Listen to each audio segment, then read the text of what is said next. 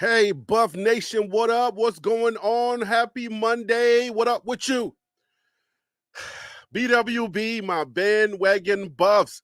Those who understand what BWB means. Bandwagon buffs. Can't nobody shame us because we're bandwagon buffs. We're here for Coach Prime. And when he's not here, we out of here. Get it right, get it straight, understand it, deal with it. If you don't like it, it is what it is, okay? But welcome to TLP Sports Club. That's the YouTube channel. The show that you are watching is TLP Live. Welcome to Monday Night Football.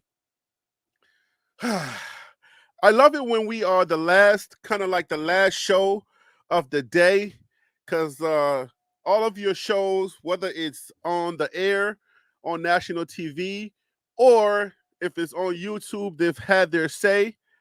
I don't even know who we're competing against at 7 p.m. on Monday nights. I have no idea. You guys let me know in the comments whether you're watching live right now or you're catching it after the repost. Let me know who our competition is, because I would like to know, you know what I'm saying, if I need any up, I need to do something different to get this show going. You know what I'm saying? Like, what are they doing different that I need to do a little better to make sure this show gets them? All right, but anyway, we get the last laugh, we get the last joke, we get the last word from around the horn, because they cover it during the day. I cover it on Monday Night Football, basically, on TLP Live, okay? So welcome to the show. All right, I appreciate you watching. So this channel, in case, for those of you who don't know, because for the most part, the people that watch the show, they understand and they know that this show is a buff channel. This is it's a buff channel, basically. Let's just put it that way for now. All right. I hate to call it a buff channel because, like some people say, Coach Prime is not going to stick around, and when he's no longer at CU, we gotta say see you later. We gotta say bye-bye. We out of here. We Alabama. We're bandwagon ties. Let me see. Bandwagon ties, bandwagon Bulldogs, bandwagon Gators, bandwagon Seminoles.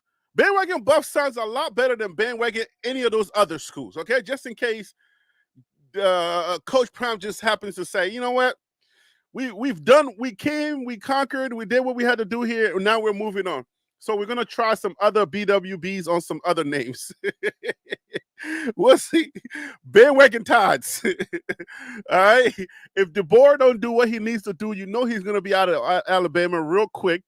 So if Coach Prime wants to go to Bama, then like my guy Phil So Real, this will be the greatest. That would be the greatest day for Phil So Real, because he's a Bama fan for life, and like to have one of his favorite guys, Coach Prime at Bama, that'll be some. And then DC Carson as well. Those guys will be the happiest guys on the internet, and we can stop teasing them. Oh man. So bandwagon Seminoles or bandwagon Tides. Roll bandwagon Tides, whatever that means. Guys, welcome to the show. This is a call-in show. This is the opportunity. You get an opportunity to call into this show. All right? Right there on your screen. Sometimes it's visible, but some people don't recognize that that's how you do it. It says it right there. To call in, join tlplive@gmail.com. That is the email that you email. And then I send you a link, and then you come on the show, and we talk about every topic that we're talking about. Sometimes we just deal with one topic, depending on how messy, how juicy the topic is. We may just do one topic. And if it's not too messy, because you know how people be pretending like they don't like the drama, they don't like the messiness, but the shows are usually more quiet when it's not so messy. Isn't that kind of weird? Nobody wants the messy stuff of Colorado, but yet the show's more quiet when it's so messy. A wise philosopher once said this, and I offer you this. It's funny how all of these gay girls are getting pregnant. Let that sit. Let that sit in for. Let that simmer for a second. How all these gay girls getting pregnant? Somebody lying. So if you don't like the messiness, then why are all the messy shows more popping? Lord, I love us, man. I love us people. I love us people, man. Join TLP Live at gmail.com. It's the email. You email me if you want to come on the show and you want to voice your opinion. But tonight, guys, the topic of Coach Prime and his boys, basically what Coach Prime said about where he wants his guys to go in the NFL draft is making his rounds around the horn, around the internet, around the live TV shows. Everybody's talking about it. Some people are upset. Uh, People are covering it because apparently people are upset. So this is my opportunity to not to defend Coach Prime again. Like I usually defend Coach Prime, but every now and then on some shows, even some of the things that he says rubs me the wrong way, and then I come on here and I say, Prime, you know what I'm saying? You my guy, but I didn't like the way you said that thing. Maybe one or two shows here and there, I may do that. But for the most part, this is a Prime channel. This is a channel that, you know what I'm saying? We are Prime fans around here. That's the reason. That's the reason why we are banned BWB. So I guess this is my opportunity to kind of like give you give you my perspective based on what I think is going on and what he says. So let's go ahead and let's put it out there. So I don't know if I have the rights. I don't know if $1 million worth of game, their podcast, I know it's owned by Barstools, so I don't know if I can play that. So I'm just going to tell you what it says. A lot of you have probably already heard it, and if you haven't heard it, just hear it from me. All right, because I don't have the license to like other channels to play it. So basically, what did he say? Coach Prime, not verbatim, but kind of like paraphrasing. Coach Prime basically said that his boys like Travis Hunter and Shedeur, mainly Travis Hunter and Shedeur, are going to be going 4th round draft pick. Shedeur is going to probably, one of those two are going to go first overall, and the other is going to be no more than 4th. You know what I'm saying? He's not going to go above 4 or under 4 or after 4, basically. But then again, there's another part of that conversation. In that same conversation, this is coming from the clip of $1 million worth of game, and with Wallow and Gilly the Kid, or Gilly the King, whatever he's calling himself nowadays. But yeah, so he was like, well, and then he's gonna do that Manning thing. That Manning thing, meaning he's gonna tell teams that they don't want to be at. He's gonna tell them, don't draft my kids. Don't draft those guys. All right, we're not going there. And some of the reasons could be fair weather. It could be one of the reasons it's going to be fair weather or a team that has good weather. And then another reason is, like, I would say leadership and other, you know what I'm saying, just how the team is formed. That's basically essentially that's what he means. So if they don't want to go there, they're gonna politely ask the team not to draft them. All right. And I'll set it up like this. I would say I agree. I mean, because at the end of the day, I've always said this. The whole idea of being drafted, like, just think about it. The whole idea of being drafted is the first thing. The teams have the right to choose you or not to choose you. And the team is nothing without the players. Just let that sink in for 1 second. I know it's weird that people think, but what people think about the team and the players, if it's your favorite team, you have a certain way of thinking. But think about it. Without the players, the team is nothing. So that essentially the players have more of the power than the teams do. But in fandom, in the in let me just say in fandom, basically, the fans they got a certain weird and eerie connection with the organizations, and they don't want the players to have any say. But if you think about it, the teams get to choose you, they get to evaluate you. It's literally like the freaking, if you've seen 12 what is 12 yards, 12 years worth of slave or whatever. If you've seen any of these slave movies and you've seen how the slaves are bought and sold, or so right? They gotta jump, they gotta spread their arms, they tap you up and down, they look at your muscles, they clock you to do certain things, so just to see how, how potent you are as far as what you're going to be able to provide them on their team. It's literally like that. Like, it's so weird. So they get to do all of that. Take your vital signs, your medical, everything to make sure that you're right for their organization. But some in the media feel like the teams have the right to do that. But some odd reason, the players have to just say, yes, sir.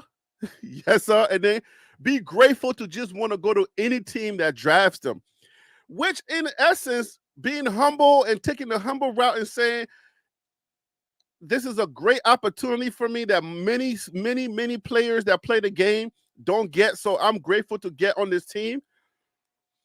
I get it. That's yeah, I understand it. But if it's business, then just like when you and I go to an interview and we have the right to say, yes, we want to go with this company or not, I think it's the same thing. And then on the flip side, at the end of your at a certain point in that contract, you get, the organization can decide whether they're done with you, and they can just let you go. You can get cut. And I ain't talking about just scrub players. I'm talking about top players that still are in their prime. For whatever reason, if the team feels like you're not giving them what they want, they can cut you without any explanation whatsoever. And the next thing you know, you're in a different state. You got to pick up your bags, pack everything, root up your family, and just go. The teams have that right to do that, and they do it all the time. There was a certain point in the NFL where, when I was watching, you had Darryl Green, you had Art Monk with the Washington Redskins, now known as the Commanders. But at a certain point in time in professional sports, you had legacy guys. It was not customary to see players leaving their team. So we used to watch them forever. Like, every year you were like, you're rooting for those guys and you're waiting for them to, like, you can't wait for them to win a Super Bowl. And then when your team finally won a Super Bowl, man, you were excited. With the exception of one or two guys, every now and then I would add to the team, but your legacy guys were there forever. And it was not customary to see new guys every year, but not in today's sport. So the teams have that ability and they have the right to choose whoever they want. But today, because of college sports and the NIL deals and all of that stuff, players have this thing about they have the right. They have wherever they want to go. Give me a second, guys. So when Coach Prime says, I don't want my guys to be, don't recruit me, I'm not going. He said that when he was being recruited. I don't know if people remember that. Coach Prime said, he told teams, don't recruit me, because I'm not going nowhere where it's cold. He literally said that. So now people are upset because for some odd reason they feel like, again, it's the humble route. Take the humble route. Now, I can sit here and last show where I was on the opposite end of this conversation, where I was like, Coach Prime, don't say, don't say I'm him and all of those things. Now I'm on the opposite side of this conversation. I'm saying Coach Prime has all the rights to tell any team to say, hey, man, We're not going here. This is open. This is open for him. This is where I want Coach Prime to be Coach Prime all day. Like, I don't get it. This is where you can sit back and you can say, Coach Prime, go get him. Because I see how these organizations treat the players. I see how fan bases, when they're done with you, they can spit you out. So you have all the rights to do whatever you want to do, to go to wherever you want to go. And keep in mind that if you are of the mindset that life is fair, then you're crazy. Life is not fair. The last conversation, we were just talking about the fact that Coach Prime did not go do home visits because he's Coach Prime. Yeah. If you are Joe Blow, Norvell, or whoever, or insert your coach, you don't have the liberty to do what Prime is doing. You don't. Because life isn't fair. It's just as simple as that. And why am I saying that? I'm saying that because you have your elite players. NIL has a lot to do with elite players, okay? The reason why you have NIL is because the elite players had enough. You can't keep using me without paying me, all right? So your elite players, guess what they get to say? I ain't going there. And if another player was to say that, they'll be like, who do you think you are? Get out of here. That's why people always talk to me. That's why people always do to me. The conversation that I had on last show, they said, who do you think you are telling Coach Prime how to say what he's saying? And the only reason why they say that to me is because I'm on YouTube, because I don't have the type of career that people like the guys that are on Speak or other channels, other TV shows have. Because I watched their show and they said exactly almost the same thing that I said. Almost everybody on that panel said it didn't like what Coach Prime said. But that was okay. You can literally go to the comments and you will see a different conversation happening in their comments. All right? But what's the difference between them and me? I'm a little guy. All right? They can disagree with Prime because they have careers, I guess. Right? If I do it, Harry B, who the heck you think you are? I'm unsubscribing to your channel. I'm out of here because you are disagreeing with Prime. If you agree with Prime, the more you agree with Prime, the more I'll love you. Just praise Prime. I don't want to hear nothing about you disagreeing because you do not have the stature to say anything. It's weird. It's weird. You think it's easy being me? It is not easy being me. But I said all of that to say that when it's time for me to put my foot down and really give this guy his flowers, I really do. That's what I do best. And I think Prime has all the rights to say what he said when it comes to where he wants his guys to play. And if Eli Manning and if Eli Manning and his family can do that, Coach Prime can do it. If you are an elite player, all right? If you are an elite player, Caleb Williams can do it. Caleb can do it. They can go to the NFL combine and say, I ain't playing. I'm not doing anything. You saw me play for how many years? You see what I'm saying? You saw me play for how many years? And now you want me to come and run around for a couple of minutes for you to see what you saw for all of those years where nobody's guarding me, no DBs are rushing me, and I'm just supposed to throw the ball with no pressure so that you can see how I can throw the ball without pressure, which is kind of weird because I have no pressure. Anybody can throw the ball without pressure, right? I can jump high without pressure. I can run a 40 without pressure. Try running a 40 with pads on. I don't even know what the heck the combine is for. And those pro days, I have no reason what they're for. Even though I made a video for it, I have no idea. Like, what the heck is the reason for that? You don't play football without pads, with helmets that's weighing on you, and then the helmet is skewing your vision. You don't play football like that. So to do all of these things to see and to get what? It don't make sense to me. Anyways, my monologue is over. Let me get some guys in here.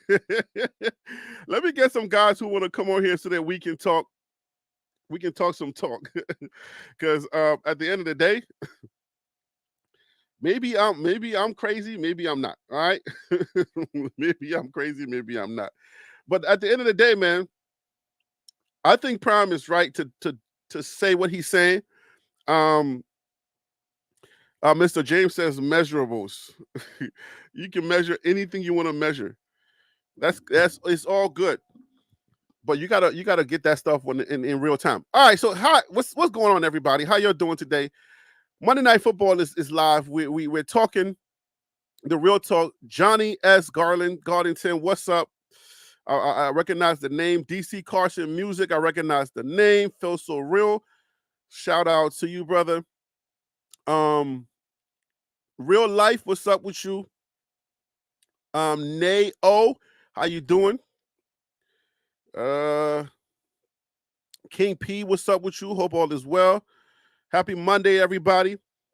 What are y'all saying in the chat? In the chat here. But it's weird. It's weird how the fan base just feel like it's you can't say certain things. You can't be this. If anything that I would really defend Prime on is when he's really giving it to power, when he's really like in the face of power and he's showing power that I don't care. That part of Prime, I'm for that all day. Like I am strictly for that because I feel like there has to be some type of even playing field. All right. If the teams need the players and the players need the team, then the players should have the same rights that the teams do. If the team can let you go at any time, then the players should be able to say, I'm out of here. Or the players should be able to say, I don't want you. Because there's only 32 teams and they can decide who they want to draft, who they want to draft. And since it's not fair and the elite players have a bigger platform, I think to whom much is given, much is required. If you are an elite player and you have the right to say whatever you want to say, when becomes issues for other lesser players, you should be in the forefront. I want to hear what y'all thinking about that in the chat. You should be in the forefront to always lead the charge for advocating for players. You can't have it both ways because you're an elite guy. If we all need you because for the sake of can no quarterback or an elite wide receiver or just one elite person play the game by themselves. So if you are a Michael Jordan who's never said anything for any kind of platform, Michael Jordan, his platform was just strictly money. He didn't care about no issues. He didn't care about nothing. But if you are an elite player, I'm just saying this, okay? We're gonna give you the right to say you do whatever you want to do. If you are Caleb Williams, you say and do whatever you want to do. You can boycott any type of combine you want to boycott. But you have to advocate for other players as well because it's a brotherhood. You need the other guys, just like you need, if you are a quarterback, you need the O-line to protect you, and you need that defense to give you the ball back. It's a team effort, and I understand it's the professionals, but when there comes issues that the players are dealing with, I expect those elite guys who have the bigger platforms to say something, to speak up, because hey, you had the right to say whatever you wanted to say. I didn't have the right to say anything. You see what I'm saying? I couldn't say anything because number one, I'm not as elite as you. I'm just hoping to get into the daggone draft. All right? So we're going to hold you accountable. Us as a players union, we're going to need you, your platform, your elite voice. We're gonna lean on you to lead the charge when there are issues that come up. And you cannot go missing like Michael Jordan, all right? Whether it's our community, whether it's the players' community, whatever it is, when we need you to step up. Comprende? Like straight up. Feels so real. What's up with you, man? Thank you for calling to the show. I appreciate you, brother. What's good, Harry? How's it going, man? All is well. All is well. So I know it sounds crazy, and you can't really expect these players to take the charge on issues that are Right, surrounding right. their communities or anything like that. But but I mean, is it fair to say if you're going to be the elite guy and you can say like, if you're a prime or you are a Shedeur or whatever, when issues come up, should it? Are we? Is it fair to say we need you in the forefront? I mean, it always helps to have a louder voice in the room. It always helps to have somebody uh, that has a little bit more pull. Mm-hmm. But you look at like a LeBron James, you look at a you look at Patrick Mahomes, you look at a Michael Jordan. None of them really came out and talked about social issues. Mm-mm. If you want to look at the NFL Combine, I'd say it in the chat. I kind of liken it to the auction block. We're gonna weigh you, we're gonna measure you, we're gonna see how strong you is, we're gonna see how fast you is, and then we're gonna sit down and talk to you and ask you all these questions and see how smart we think you are. And if we deem you worthy enough, we'll draft you high, pay you a bunch of money. You sit there and you shut up and play football and don't talk about real issues that's affecting your community. Mm-hmm.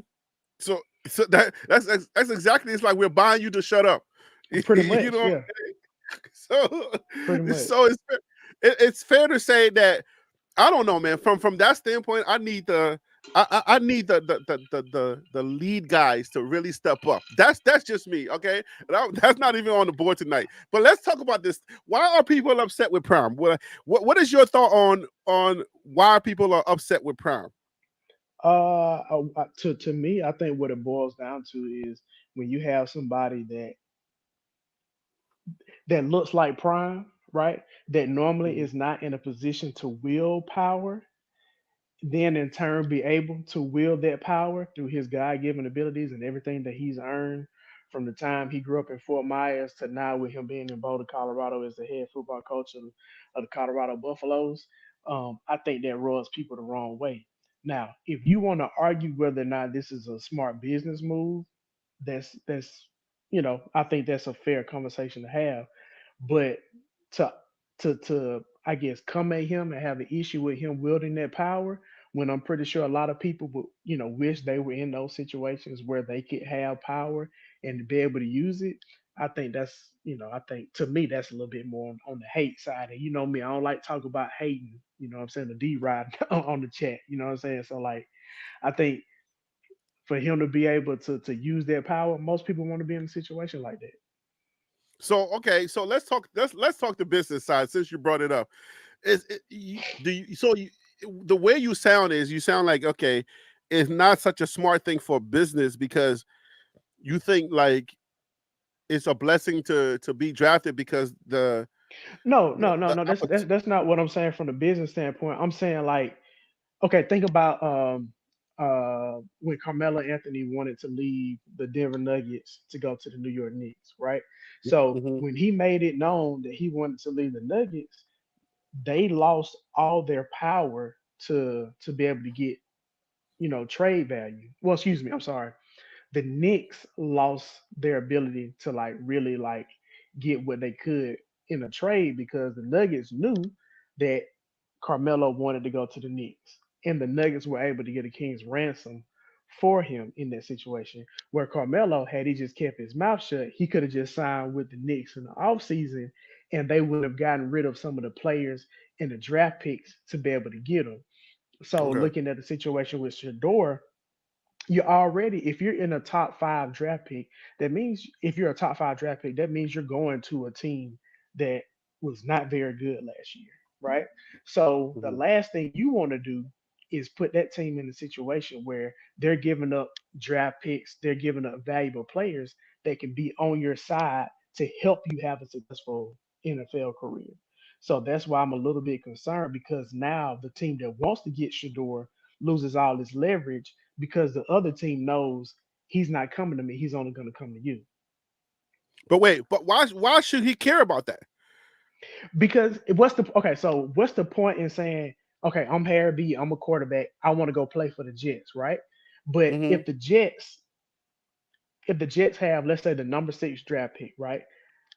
But they want to move up to number three to get Shador. Now they have to trade another draft pick, maybe in the second round, maybe an offensive tackle, maybe a defensive person to move up to the number three spot, right? So Hmm. now those are pieces that Shedeur won't have on his team to help him be successful.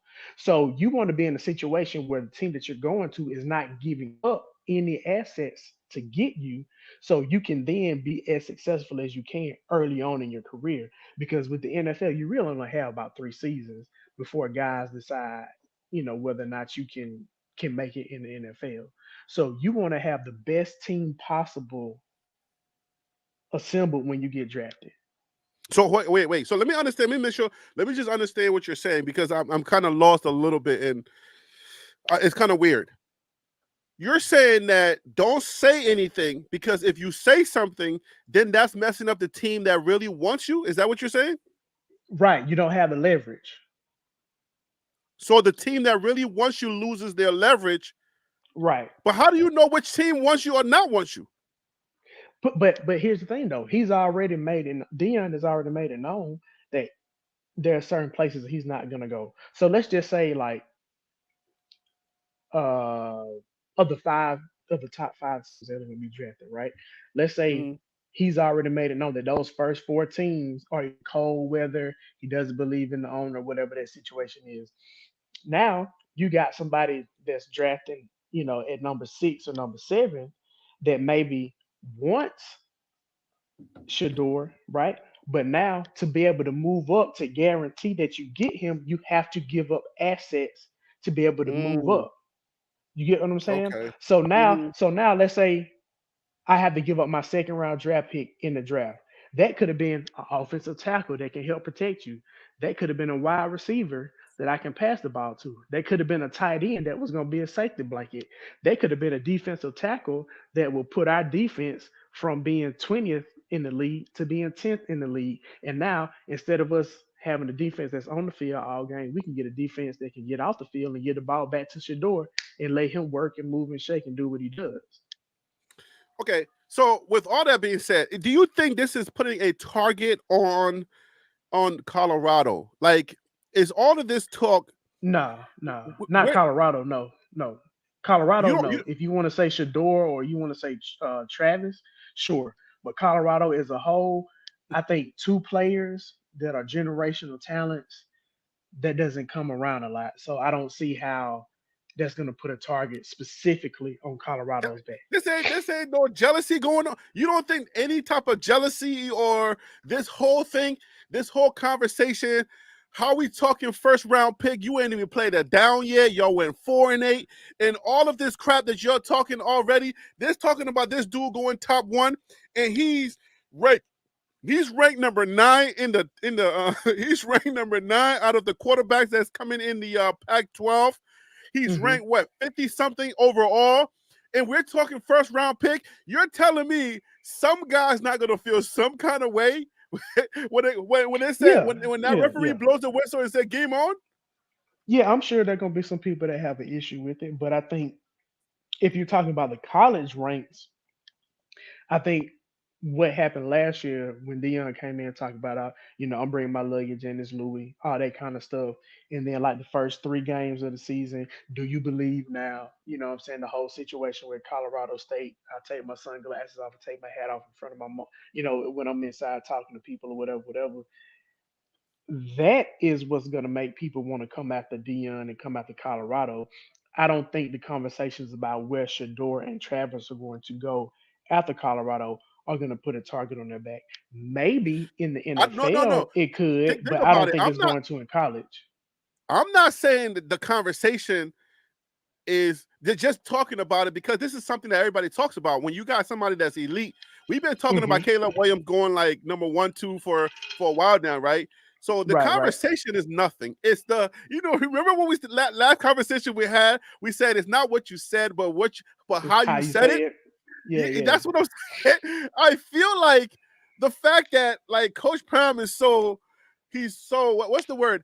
He's so like He's too confident. honest. He's too honest. He's too But the honest. fact that he's so And confident as where they're going and how high they're gonna go, somebody's gonna feel some kind of way. I just feel like you said one of those guys is gonna go number 1. I don't care. I don't listen, care. One of them is going number 1, and then I got another one after this too. All right, one of them is going number 1, and the other one is not going any worse. But listen, Like I, when I I, hear that, I'm like, oh man, we no that O line better be ready. no. They definitely got to put their money where their mouth is. But if you look at, in email that I sent you four different links to Uh-huh. websites that had 2025 mock drafts. And yes, it's way they call them way too early because like obviously you have no idea what to expect over a year from next year's draft, right? But Right, right. only one had Shedeur being drafted, and he was drafted number one. The other three did not have him drafted in the first round. Now with Travis Hunter, one of them had him going number three overall, one had number seven, one had number eight, and one had number nine. So it looks like based off of that small sample size, and I'm being very clear, it is a small sample size. I don't know how reputable these websites are, but let's just use that right now for the case study. It looks like Travis is a top 10 guy for sure. It looks like Shador is the guy that people are not sold on right now, just based off of that small sample size that we've looked at. So okay, so here's the thing. We're gonna double back on on that part of the conversation. But Okay. why a Shiloh? Because you sent me something too, and and the reason why I wanted to talk to you on this point. Why is Shiloh not talked about as much as Shador is?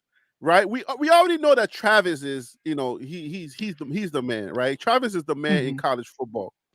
Right. Shador is a quarterback. He's good, regardless of daddy ball, whatever anybody says. I think there's a consensus that this kid is a good quarterback, and he's going to Hmm. go round one, whether he's overall or not. It doesn't really matter. He's a good quarterback, right? Right. Right. But why is Shiloh in the shadows? every I mean, time, every time Coach Shiloh went to Coach Prime on that well love video and says, "Bruh, come on, pops. Like I'm gonna need you to put me in this conversation. Like, what are you doing? Why is it every time you talk, you don't even bring me up?" And then in that man not worth a game interview, he says for two frames, not even seconds, because we count 24 frames in film, hmm right? So he says for two frames, 24 and let's not pictures. forget Yeah. Shiloh. He said, and let's not forget Shiloh.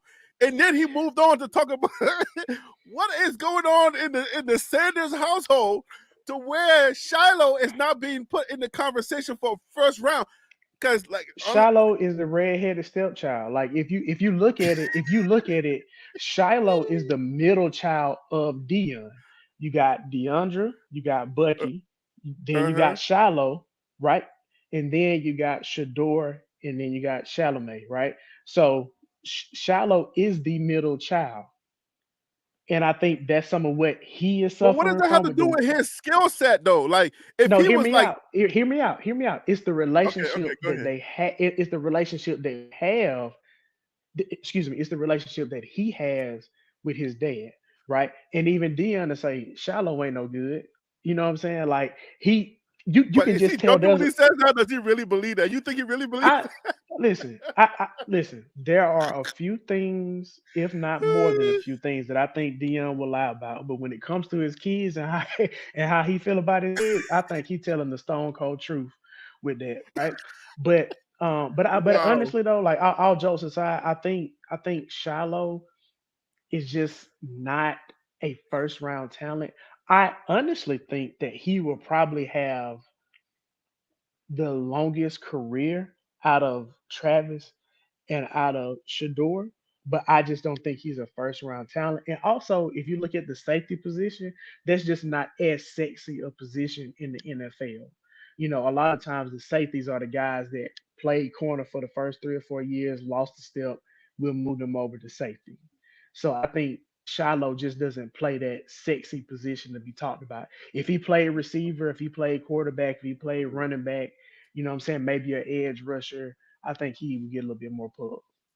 Let me bring DC on because he wants to come on here and join this conversation. I want DC to answer this question also because I believe Shiloh is first round material, and there's a reason why when you talk about first round material, it's not just the position, right? There's other factors that goes in the first round, namesake.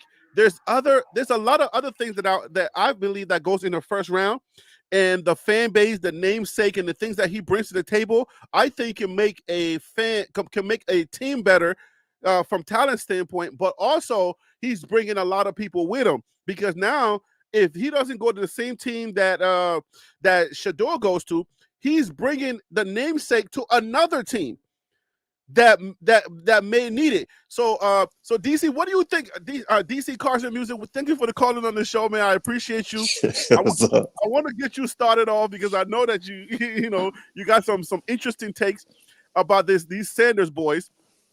Is Shiloh just not the favorite son, or his talent is just Coach Prime knows that his talent is just not there? Like, is he really doing that on purpose?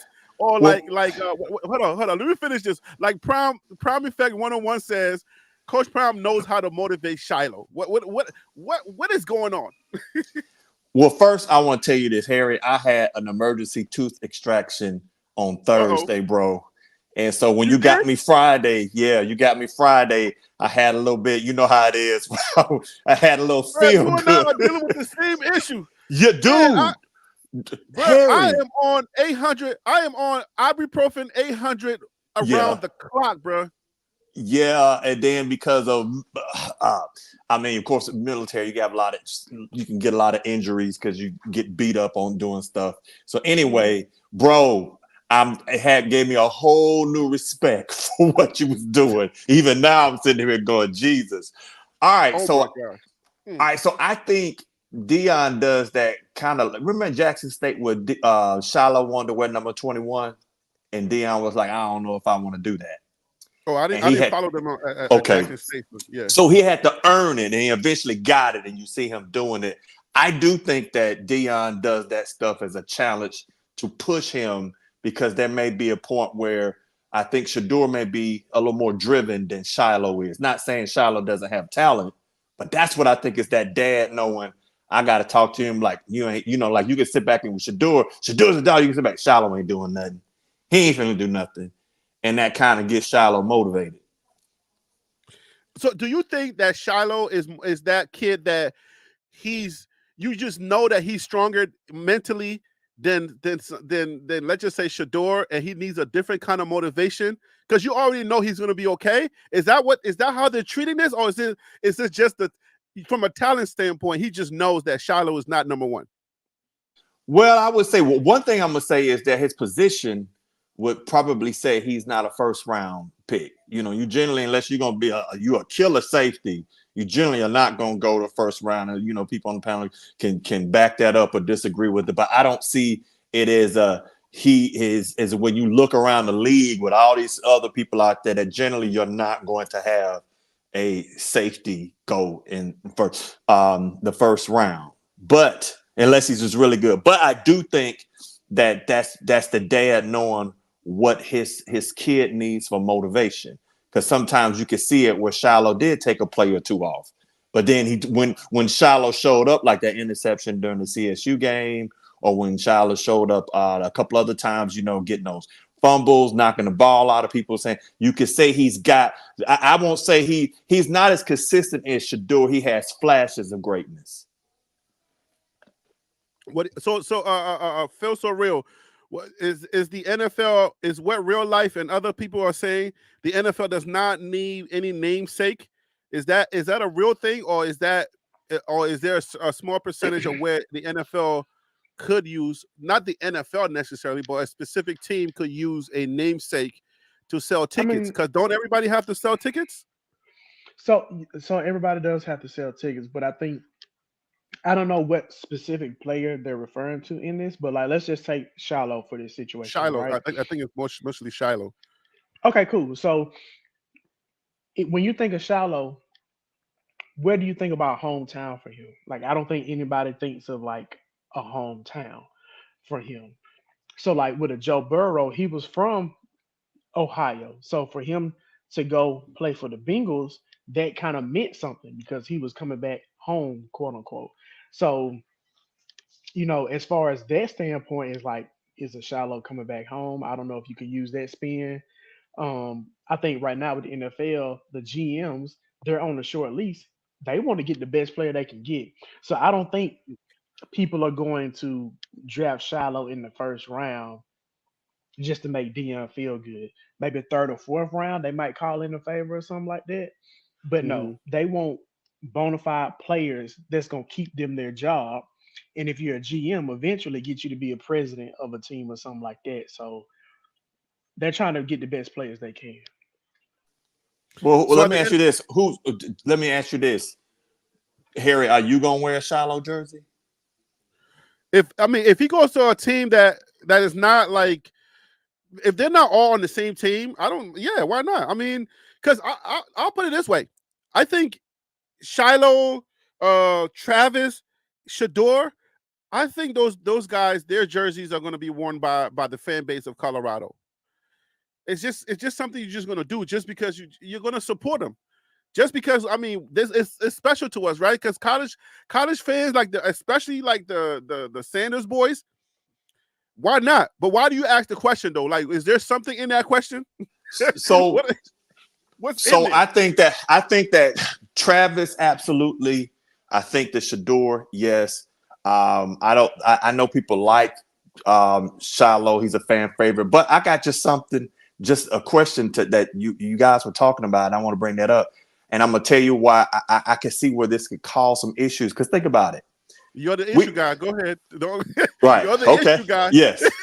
So we're talking about because I of course being an Army officer, I had to look at team environments. I mean that's how you win as a team. And Okay. so right now we talking about three players, and Prime said three play or two players. But you still got other players on there. So you have to think about when you're mentioning them and giving them pub, though that two of them. Well, one is a son and one is like a son. I think you got to be careful with just focusing on them and where they're going to go, and not to the point of, hey, I got so and so who I think he's going to be at least first round, a second, or somewhere in there, stuff like that. I'm not trying to get none. I want all those that are coming to Colorado. My goal is to make sure that they get on teams that will develop them, and that they can have the right training, they can have the right position plays, and that can be Well, skilled. ain't nobody got That that kind of time, DC. Nobody got that kind of time. The reason why is because you talk about the star players. I think, okay, I say it this way. If a player is on your team and he doesn't know his position, he doesn't know where he fits in on that team, then he's not a real one. Then he doesn't really understand how life works. Life ain't fair, bro. You're gonna have stars. You're gonna have your Michael Jordans. You know that if these are the guys that we talk about. These are the guys that's gonna sell the tickets. Everybody knows who the guy is. So if you're still feeling some kind of way, you're feeling jealous, and you're on that team, then bro, like this ain't for you, Can man. Like we can all I can know I this. add to that? Can I Yeah, add go to ahead, that go real ahead. quick? So I Yeah. think I think what happens is for the naysayers of Dion, right? I think the lines of him being a dad and the lines of him being a coach are being blurred because the comment that he made about Shador and about Travis, if you think about like those recreation football, Pop Warner football, dads, coaches that are out there coaching their kids playing pee wee football, Mm-hmm. that's kind of conversation that you hear. They know who's the better person on the team, right? But as Right. a coach, it's your job to coach up every single person on that team and to not pick out favorites. I'm not saying he's wrong in thinking that those are the two best players on this team because they are. But everybody My knows it though. my right. But my issue is that as a coach, is that something that you should say? Because I've never seen another coach say something like that. And I'm not saying that it's right or wrong. I'm gonna I'm just challenge you because questioning, you is you that two what a are coach should Bama do? fans. I'm gonna challenge you both because you both are Bama fans. You've never heard Saban say the top guy, he's gonna go this way, he's gonna go that way, or he never No, spoke up on the top guys.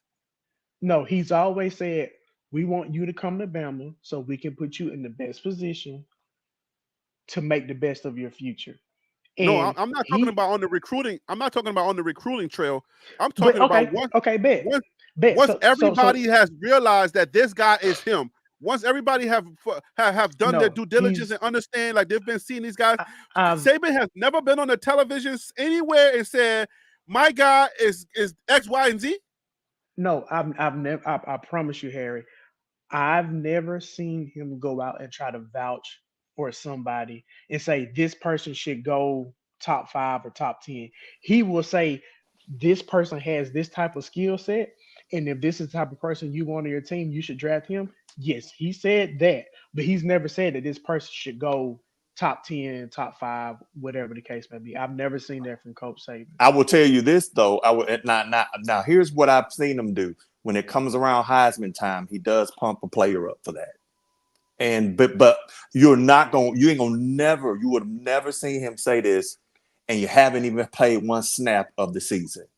His focus is going to be where your feet are. Now, of course, There you Harry, what go. you're Be saying, where your feet are. I that's love it. he's I going to love be it. exact. And I've heard him say that. And he has a sports a motivator coming. His name is Kevin Elko, and he talks about stuff like that. So they have a lot of people. Now, Harry, I will sit back and say that I think the thing is, yes, in a team environment, you know who your studs and who your duds are. You absolutely know it. And your team, they know who the studs are and they know who the duds are. But the problem comes when you when you put the focus on the studs, and that you don't, then those people that are right in between, that it's like, it's a father and it's prime, you can say it. But when you start looking at it from a team concept, I want to make sure I'm using the media to send a message to my kids that are out there busting their tails, that I think I've got people out here that will do extremely well in the NFL. Of course, there's Shiloh. Of course there's Shedeur. Of course, there's Travis. But there's a number of people on this team that are gonna blow y'all mind. Y'all watch this season. They're gonna come out here, and you're gonna have people all over our pro days because we've got a solid team. Now, notice what I'm saying. I'm not sitting up here taking away from who Shedeur is and who Travis is. I'm talking about the team as a whole. But I do think when you do it the way that he's doing it, you get to a point where they can kill you on a recruiting trail saying he only care about them one or two players. Think about it. He got other folks on the team. Why he ain't talking about them? Now, we may be cool with that, but those are little things that can kind of get you. Hey, Well, I Harry. mean, yeah, go I, ahead. I, I see I see the comment that Prime Effect got up. I want to address that when I have a moment. But if you got something you want to say, I'm gonna go ahead and let you have Uh, it. go ahead. Like, okay, yeah, address that because I feel like Saban fans may just like we here we protect Prime. But You may be trying to but protect your Harry, guy. So, mhm. based off of the question that was asked, I can only give you an honest answer. And to answer Prime Effect, I don't believe myself or DC lied in anything that we said.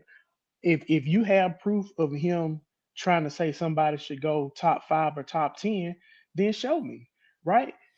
I call it like I see it. If Saban does something I don't like, personally, I think he rides his players a little bit too hard.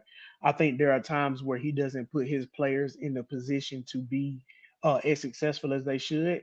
There were times this last season and the previous season, you had one of the top 3 edge rushers in college football, but for whatever reason, you would drop him back in coverage in important situations at the end of the game on third down instead of just letting your guy that can get to the quarterback go get after the quarterback. So I'm not saying that Nick Saban is perfect or without fault, but in this specific situation where you're saying, hey, has he ever gone out and tried to lobby for a guy to go top 5, top 10?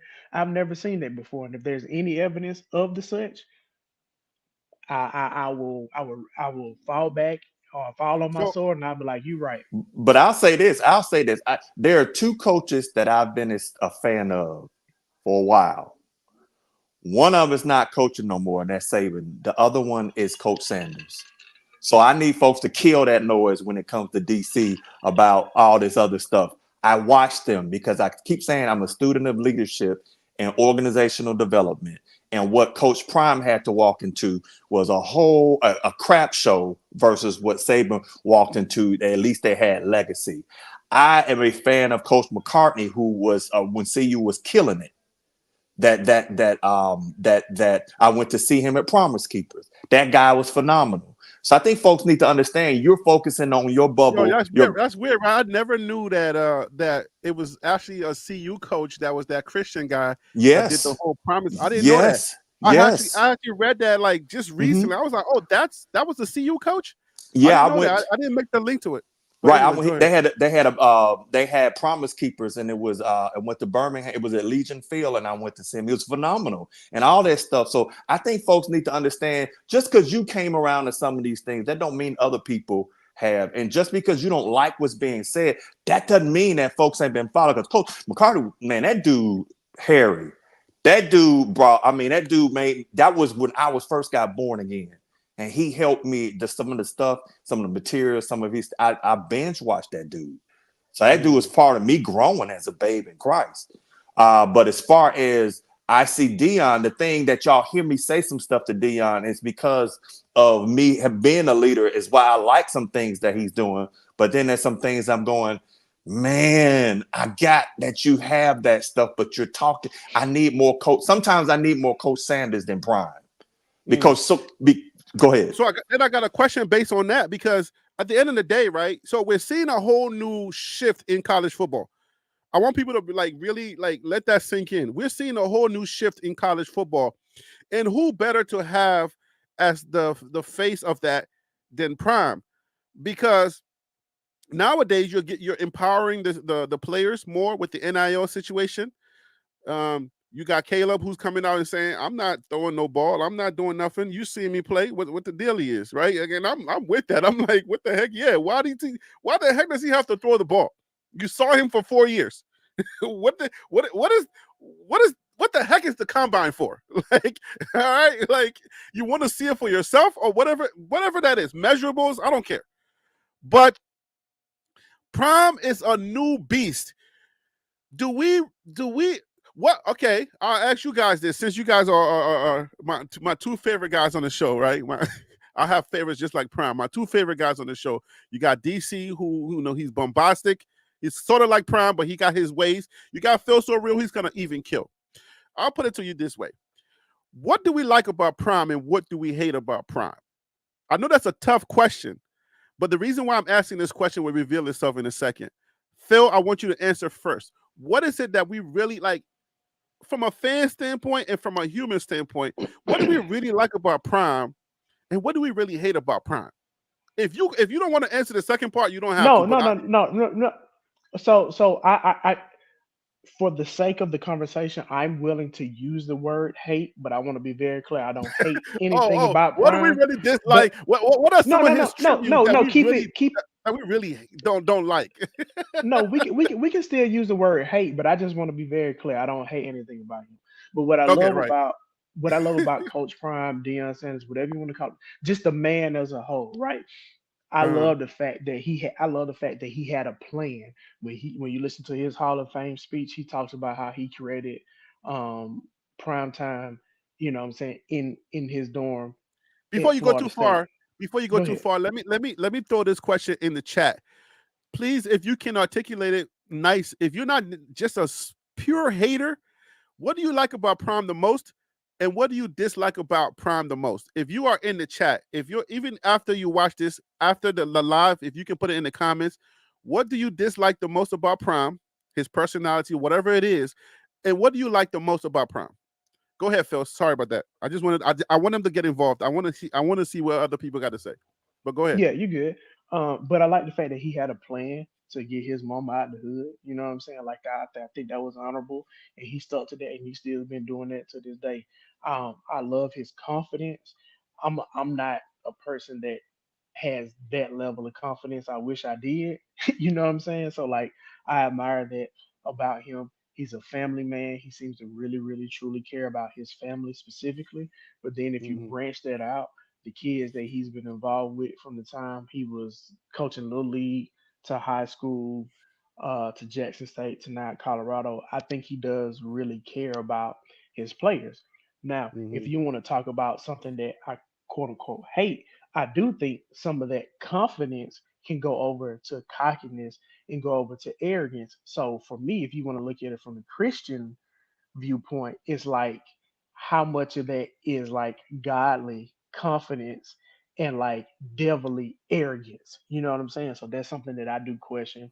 And then I feel like in some ways he's become a character of himself. Mhm. because he wanted to create Prime to help his mama get out the crib, right? To get out the hood. Now I'm wondering if when we're talking to you, am I talking to Dion Lawan Sanders, or am I talking to Prime Time? Am I talking to Neon Dion? When you a grown man with, multiple personalities, like, to me that's the issue. He's not You know what I'm schizophrenic, saying? is he? You call it, hey, call it how you need to, but something ain't right about that with me. So, yeah, so that's kind of like the issues that I would have with them. So let me just clear some before I go to DC. Let me just clear up the what you said. So you like the man as a whole, but you have some issues with Prime's person with Prime's personality, not Dion's personality, but you got some issues with the character of Prime. Right, right. I feel like he's become a character of somebody and not just like the real person. That's an interesting take. We'll double back around that if we have time. But go ahead, DC. What do you like about Prime, and What are some of the things you dislike about Prime? Okay. So first, I'll say this Prime effect that you said that Saban fans will never talk ill about Saban. Prime fans will never talk ill about Prime fans. So, well, I mean, what are we doing with that statement? I mean, at the end of the No, day, I said the reason what revealed itself because I think it just answer so the so I'll question. tell you this. So let's go down the list. Prime resilience. My God, that is a resilient brother. Prime's Mm-hmm. faith. I love it. I used to watch him when he was at Potter's house, and when he got first to saving him and Michael Irvin used to talk about their testimony. And I used to sit back and hear him. So I watched him from Prime high stepping to him getting saved, born again. I've been watching this brother for years. So I Mm-hmm. love that about him. I love how he loves his kids. As a black man, that is that is awesome, man. Because he needs to see more of that. He loves his kids. He's ride or die for his kids. He's locked into that. I absolutely love it. I love the fact that he's a businessman. I love the fact that he doesn't let people change who he is and that he doesn't have to, tone it. Let's say the culture aspect. I'm gonna talk about the Prime stuff in a second. So he's a brilliant man. He knows, like, he sits up under, he talks. I mean, even his mentor is Saban. So I don't understand what the heck that is, but Prime, it just has so much upside. If I were in the foxhole, I had to take a building, I would want a guy like Prime next to me because I know he ain't gonna stop. He's gonna And fight. this is coming from a military guy. Yeah, I mean, I'm telling you right now, he and I will be like, let's do it. And I know I could turn my back and he ain't finna stop fighting. So that's Mm, what I love about Prime. What I okay. don't, what I think there needs to be work on is we need more Coach Sanders. That was one of my concerns with them. Will he make the change from Prime, which is an individual who does care for people? So hold on. Are you contrasting? I just heard there's a little tweak in there. Are you contrasting football and life? Because I'm con. you gave us a lot of life, but then you just went straight to football. Well, I think that the thing is at this point, like he even said that he gave a little more control that he needed, and more than likely he gave some control because there were some things he didn't know. You come in, you're trying to run an organization, so developing into Coach Sanders, where you want to you want to pump your boys, because you're their coach, but moving to that point where I'm not asking him to be an old school coach, like people say he's not going to end the home visit. Nobody's asking him to necessarily fit that format, but there is some things that he may want to consider, of like the conversation of, if you're going to talk about your draft pick, make it about the whole team, not just those two people. You can highlight them, but your overarching theme needs to be all my people. Because if one of your core attributes that you're trying to build Colorado to be is a pipeline to the NFL, then that means all of your players need to be heard, not just those two or three. So that's what I think. There's some room for some tweaking from the messaging from the coach thing. And I see him working on that. I just think sometimes, like Phil said, he can slip back into those modes where, if he's feeling it, he's in that zone, he can that Prime thing will come out. And I'm not saying that's all bad within itself by concept. It's just that if you put it like this, doing it at 4-8, you ain't gonna be able to do it next year if you're at 5-7. You're gonna have to win. So that's what I would say for him, is that building that team environment where all your players get highlighted. And I Mm. think that, being able to, when you go in there, sometimes some stuff you want to say and you want to light into somebody might want to just pull back for just a second. Okay, so just to kind of wrap up of your understanding of what you're trying to say, you're saying that he shows that there are favorites, and you don't really like that about him for the most part. He needs to curb that a little bit and kind of make it more inclusive, because it's a team sport and not necessarily a coach pointing out certain key players. And then what happens when you don't have those key players? It can become problematic. Is that kind of like summing it up for you? Well, yeah, you're right. It's kind of like you got to highlight your team. You can't, you can sit back and say stuff, but overall, it's got to be a highlighting of the team. I'm not saying he doesn't do that at all. I'm just Okay. saying there are times where it's not done. Like this is one of those times where it was like, oh man, maybe that make them all your sons, not just You want speaking of consistency, those. is what it sounds like. You want Yeah, that's what I'm consistency. saying. Yeah. So what Phil was saying was you want consistency. Is that what you're saying?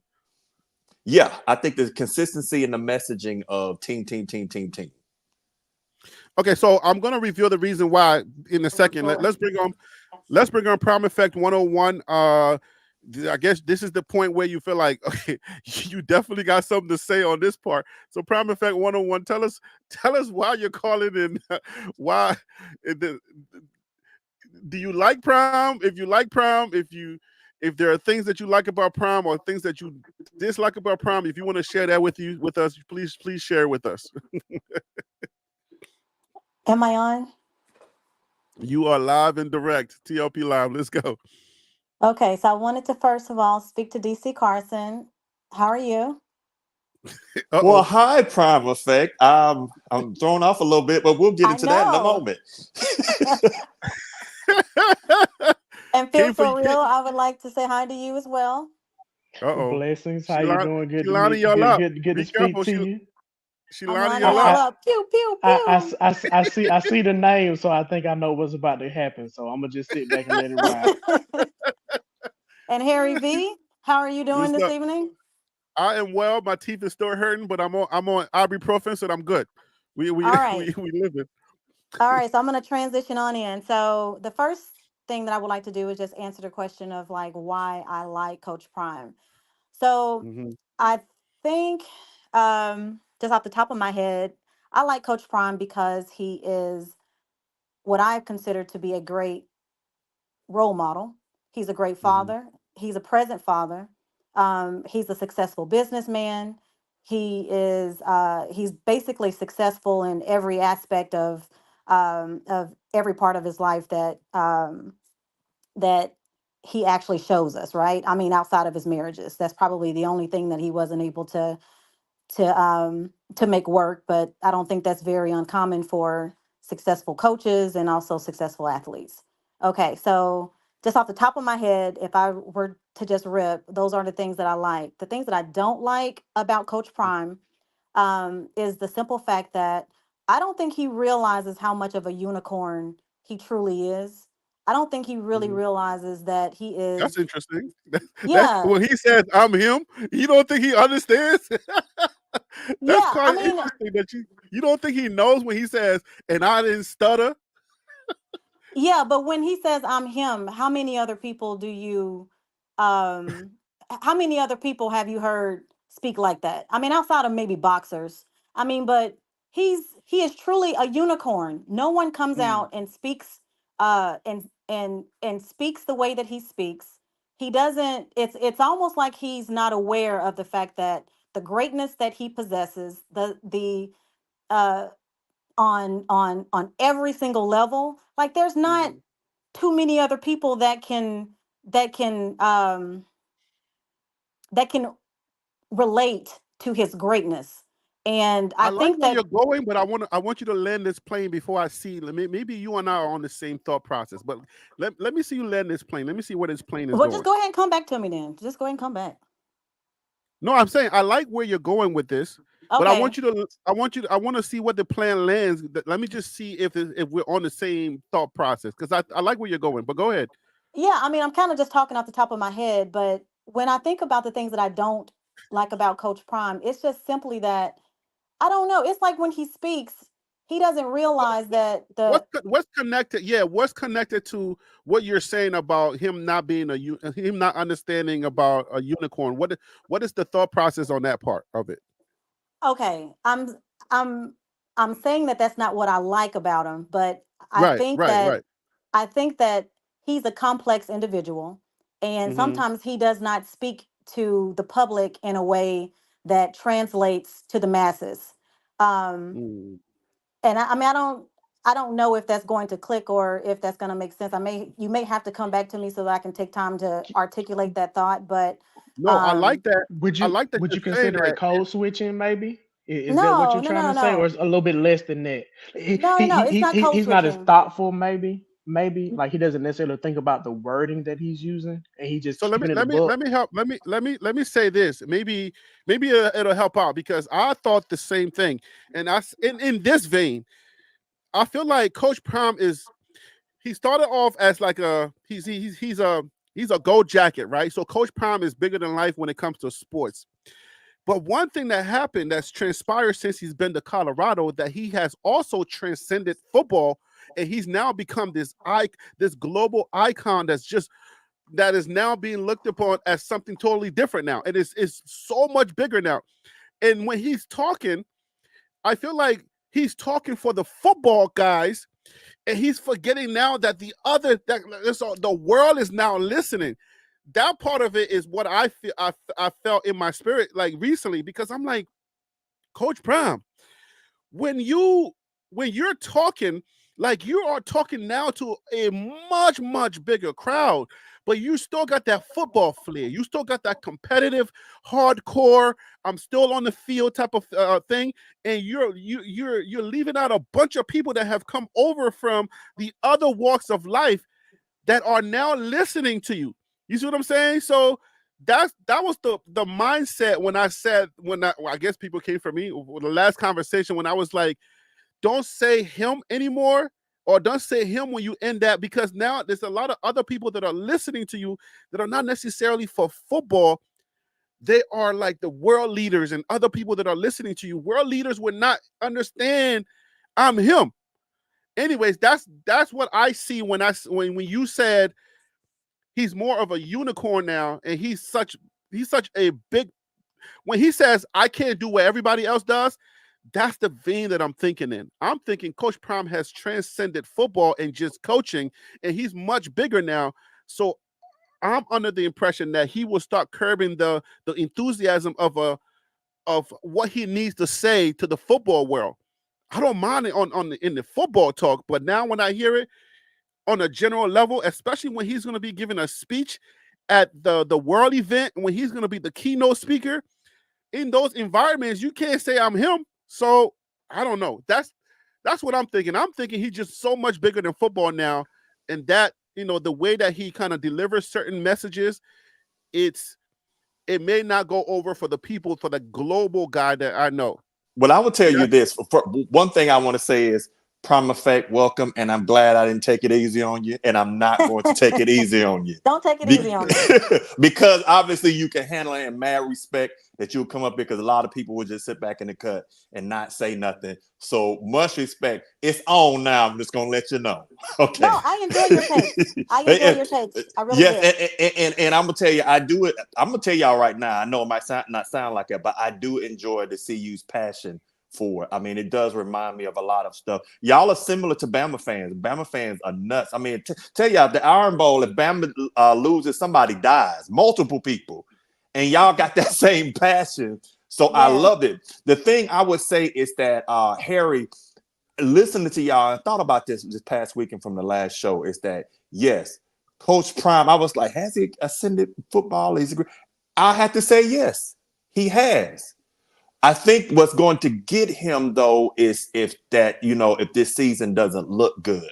One thing I would say about him is that he has got to get that whole thing of, all right, I got it in. Because, like, for example, when you say I'm him, you got a whole bunch of coaches that like people say, well, they schemed against him. Well, he go the thing. When you start saying you him, that's gonna happen because coaching is a brotherhood. It is what it is. And no matter what folks say, what's the old guards, they are still there. And so when you do that, you gotta understand these people can pick apart somebody's game like none other. You go down to that Georgia staff and those analysts down there, they will know your every week. They will see how you tie your shoes. That's how deep that stuff is. So I But you think, know that Prime ain't scared of y'all, right? You well, know that Prime, Prime ain't well, I'm gonna Prime tell not you a this. he ain't Prime is afraid. not, That's the part of Prime that we talk about. He ain't he ain't scared of scared. nobody. So He I'm ain't, fine when it comes to that stuff that you're talking about.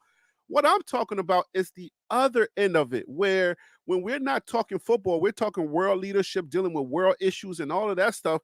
Then the I'm him stuff, that now that stuff is kind of like it's in a different whole realm now. So I don't mind talking. I don't mind coaches hating. I don't care about that stuff. That's when I want to pump Prime up and say, Prime, tell them more that you're him. Tell them more. If they're going to hate on you, we know you're going to get the players that you need to put a winning product on the field. So I don't mind personally to say, hey, Prime, do more of that to the coaches because that's where it's needed. But just like Prime Effect says, hey, you're a unicorn, bro. You're not just a coach anymore, bro. You are bigger than coaching now. You are way bigger now. And it's you're now in a whole nother dimension all by yourself. And we need to have Dion show up more when you're talking to the world than when you're talking to coaches. I think we need to make that separation because when it comes to coaching, when it comes to the sport, go Prime, go all day. I want Primes to be stepping on those coaches, say everything, every derogatory thing that you can fit in your Christian tongue. Say everything you can say. I'm with it. That's where I'm Hey, with it. but Harry, but Harry, this is the only thing hold on, DC, hold on, DC, real quick, Uh-oh. could, Uh-oh, y'all. and then Did and could. I ruffle any feathers over there, guys?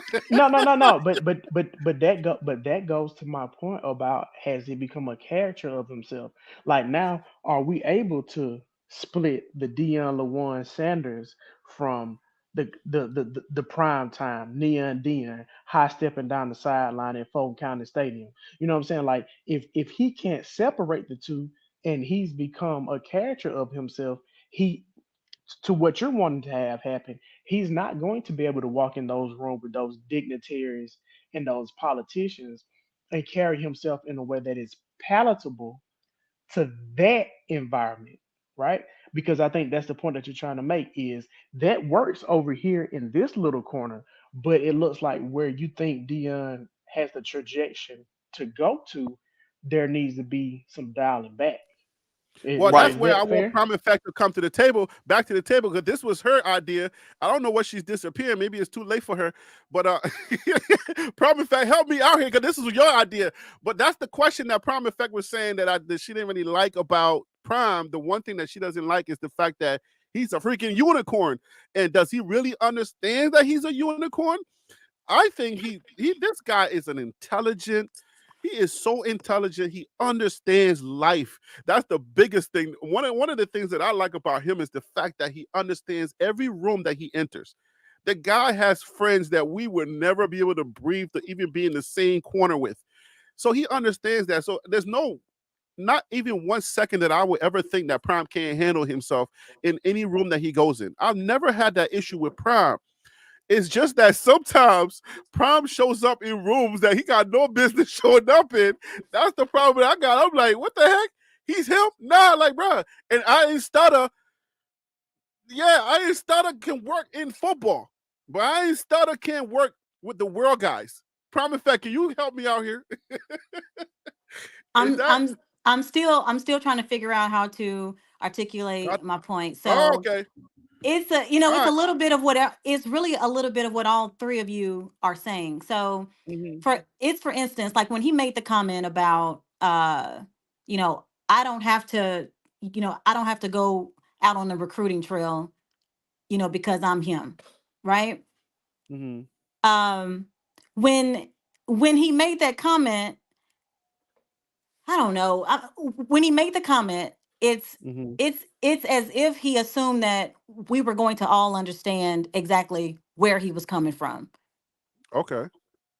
right? So everyone has been chastising him on a national level, and they've all been saying, "Wait a minute, now when I was a player, I would have been offended if my coach said that I had roaches or rats or whatever, um, whatever the point that I'm still trying to figure myself out. I'm still trying to figure that point out. I'm not ready yet. You know, because you got the whole panel on self on what it was a speak or whatever. You got that whole panel, like those are his friends, those are his guys. Right. They keep, you know what I'm saying? And all of them, like, yeah, I didn't really like what he said. Like, and one of and one of his friends was like, did he really say that? It's almost like he didn't listen to the whole speech. And then when somebody told him like what they say, he was like, dang, the prom really said that? And you know what I'm saying? Even his friends are saying that when I said it, it was bad, but you know, when they said it, because I guess they got bigger careers, it's like saying, yeah, we understand. But it's like I like Prom when he's in his element. And it's hard to articulate because you got some fans that are really, really, really like they don't want to hear anything negative. Like just me asking the question, why would you ask the question? What do you hate about Prom or what do you like about Prom? You know, it's for them it's an issue. You feel me? But the idea, the reason why I brought up this question, and I want to say Joe Perry, thank you so much. The spring game is coming up, folks. Coach Prime knows how to draw attention, folks. Like he said, he's not new to this. He is true to this, and we will address that in a second. But the reason why I asked that is Yeah, because, I got a take on the spring game when you get to that point, Harris. So I just want to put that out there. I got a point on the spring game. all right, copy that. But the reason why I asked the question is because I feel like we need to understand um, specifically what Joe Perry is saying. Do we understand when Prime is being primed to sell tickets? And do we understand when Prime is being primed to in different rooms? And also the idea of just Prime himself. The reason why Prime was created. You see what I'm saying? When the media says something, are we agreeing because we like Prime, or is it that we does the media not agree because they hate Prime?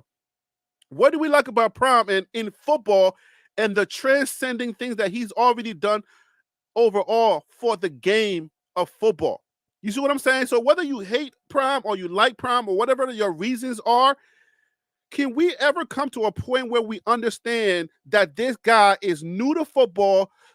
What he's bringing is new to football because of the time that we are in right now.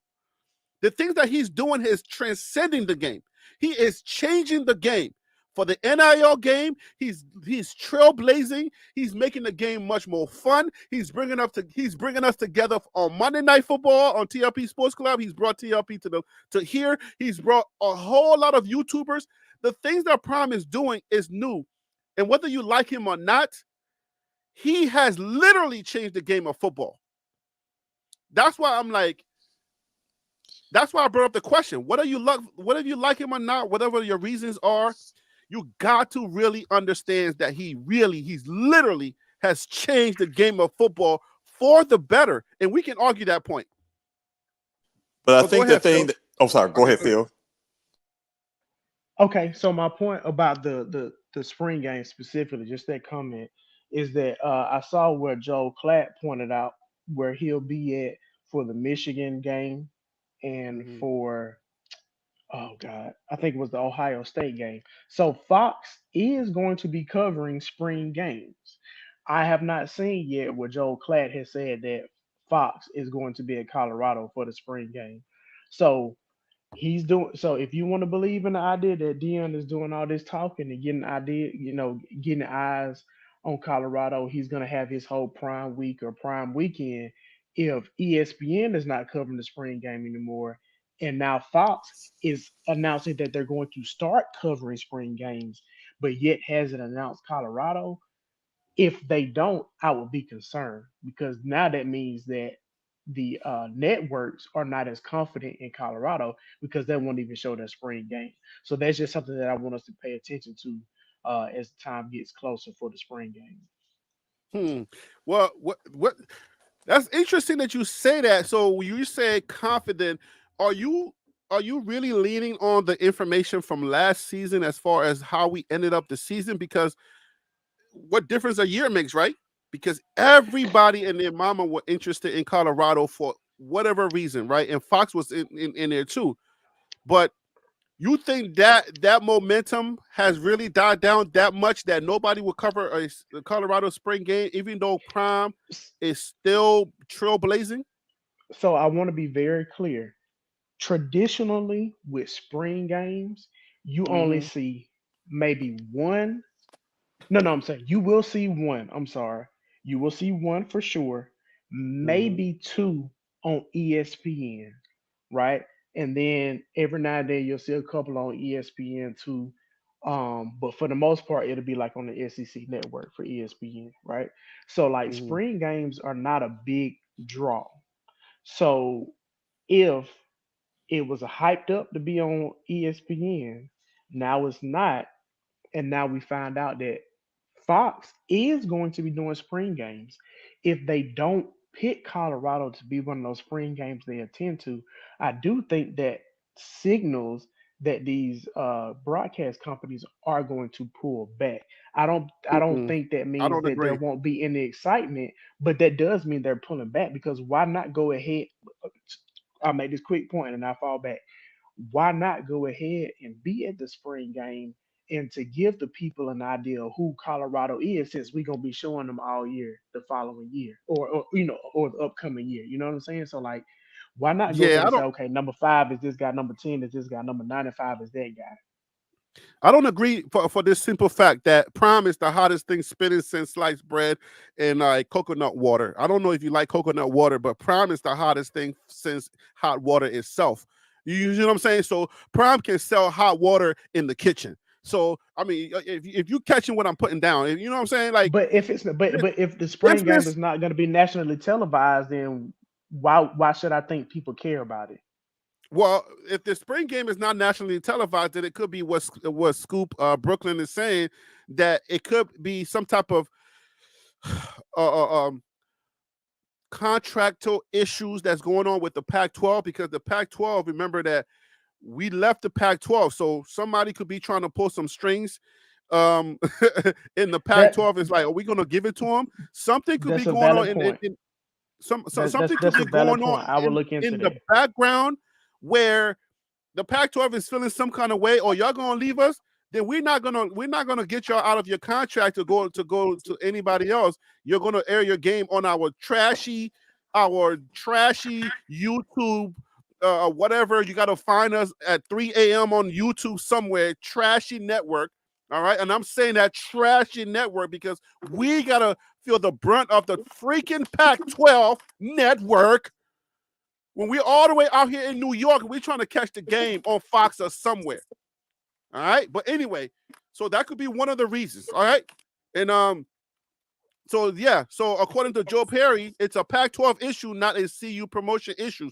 Because the one thing that I know, regardless of anything that whether we like Coach Prime or whether we hate him or whatever, the dude is a freaking unicorn and he will sell water to the ocean. Business, if you hate him at Fox or whoever feels like some kind of way, the spring game is going to be sold out and you will be a fool if you don't want it on your TV. That's just that. I mean, that's hands down. The dude, he lost. His season was not great. It was 4-8. It was not a losing season as far as like if you compare it to the season before, but obviously it fell below 500. So yes, fan base, calm down. It was a losing season. All right, so calm down. Numbers wise, it was a losing season. Okay, so 4 days a losing season. All right, we know we got 113 million dollars, and we can flip this thing. We better than politicians, but it was a losing season. So I understand the reasoning why somebody might say, "Oh, they're not a hot team," but there's no way. Prime is always going to be hot, and that's I can't see it. I don't see it anywhere where from a business standpoint, every single game, even if the Big 12 has their own network, they would be stupid enough to not put every single Colorado game on national television. That is The absolutely true. CU ball, it will be nationally televised. CU football, if you think about it, it broke every record last season, right? Every single And record. every record. And I really don't think anything has changed. The only thing that's changed is that a little bit has died down, only because it's the off season. But I think that Bucky deserves a little bit of a break, right? I think he's taking a little bit of a vacation. But just wait until Bucky dials it back up, and dials up well off media. I don't But no, know. I but mean, that's a concerted effort. That's a decision that was made in their camp. That yeah. Coach Prime said, "I'm going to draw it back a little bit," but Bucky ain't got no problem. Bucky can hire people. Bucky ain't got no problem taking a. He don't need. He didn't trust me. There's no They're such making thing a as off decision season not in to do it. college football. There's no Bucky Say such that can thing as again. off season in college. There's no such thing as off season in college football because we still talking about it right now. It's never off. Trust me, it's always up. It is I never off. And then you also have I like mean, come on. because you I have mean, cycles. Go ahead, Prime. no. I didn't mean to interrupt you because you did not interrupt me. I apologize. No, it's fine. It's fine. So here's the thing, Harry.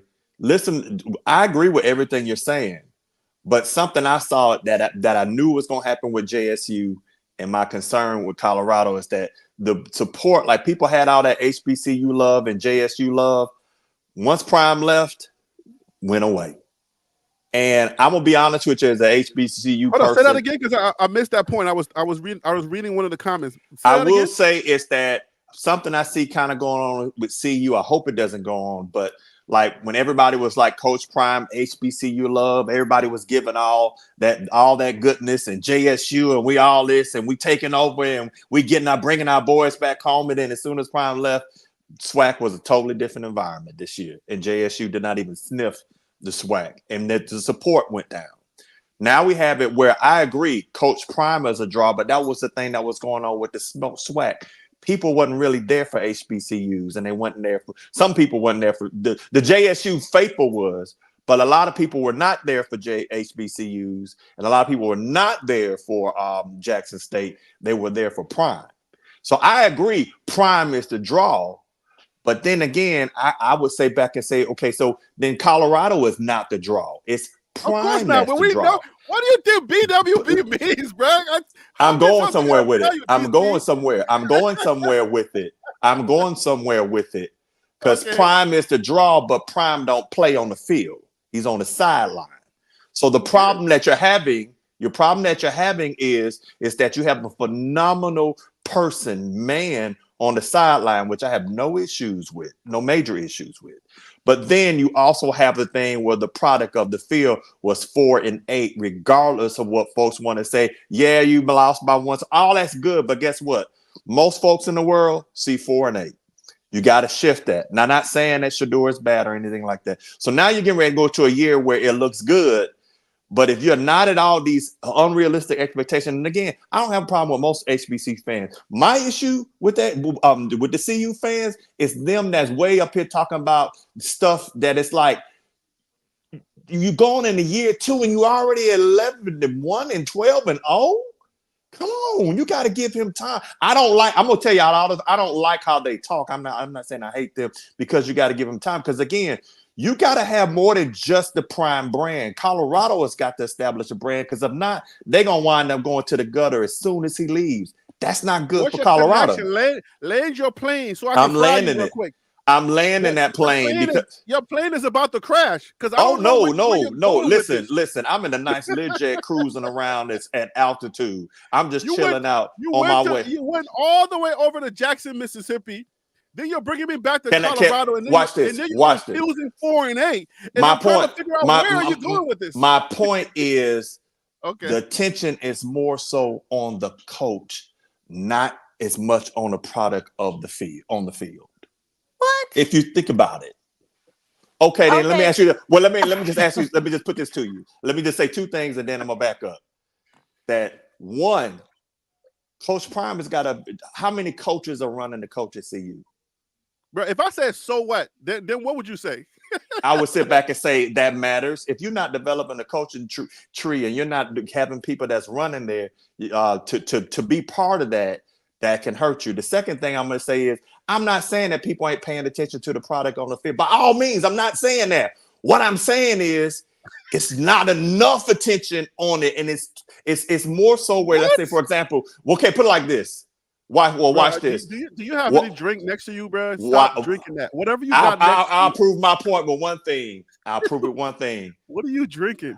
Watch. I'll prove it one thing. You're a man of God. Stop drinking Watch our hard this. drink. Only drink wine I'll prove it with this one to question settle I your ask you. stomach. I'll prove it with this one question I ask. If something happened where Coach Prime could not coach Colorado this year, that team would be fine.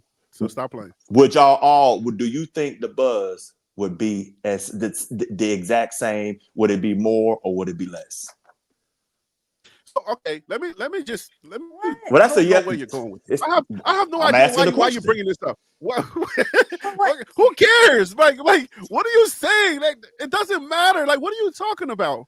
You're confusing me, number one. All right, because you came out of left field with this one. Right? Because because y'all were saying and brought me back to Colorado.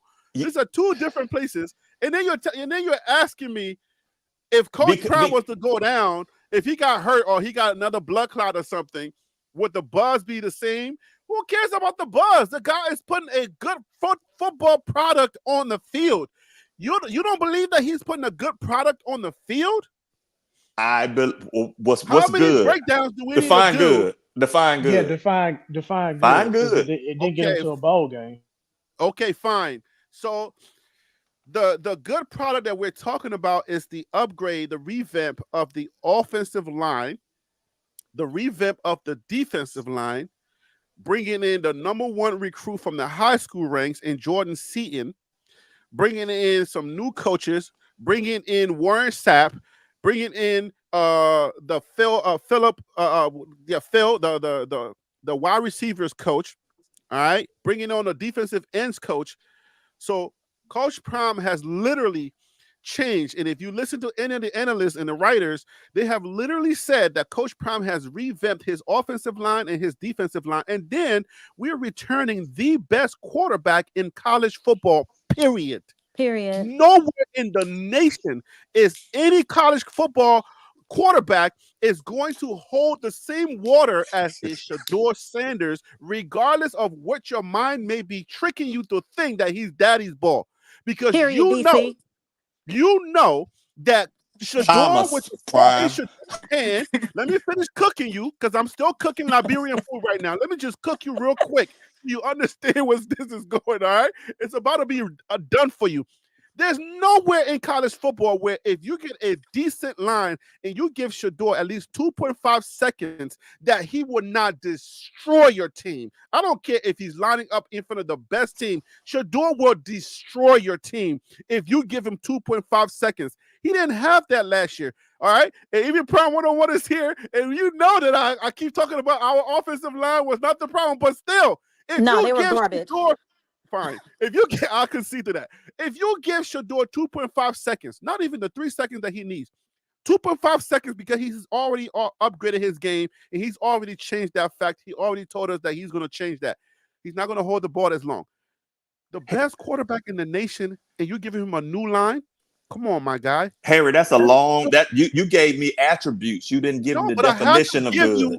No, I need the definition of good. What the definition of good is that? That is the definition of good. Okay, let's look at definition of good. The nation is not good. You're telling me that if you were bringing back, if everybody on Alabama's team were coming back, if they had a good defensive line, which it didn't, which they sucked last year because they got exposed, right? Excuse me. If you're telling me that you're bringing back LeBron James, you're telling me that that's not the definition of being good this year? What I'm telling you is you think you cooking, but you overcooked your goat real quick. Let me help you out. My goat meat was overcooked. I get it. But let's be frank. Let's break apart what I just said because I give you too much to chew on. I understand that. But let's just break apart what I just said. The best quarterback. Let's take it one thing at a time. The best quarterback in the nation. You disagree? I say he's one of the top three.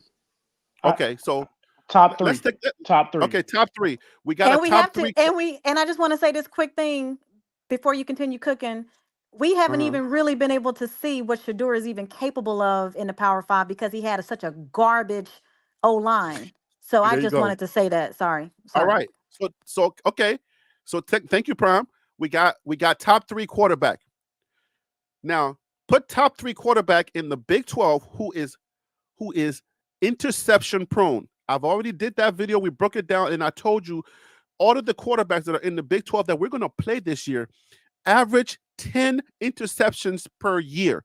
10. Shedeur only had 2.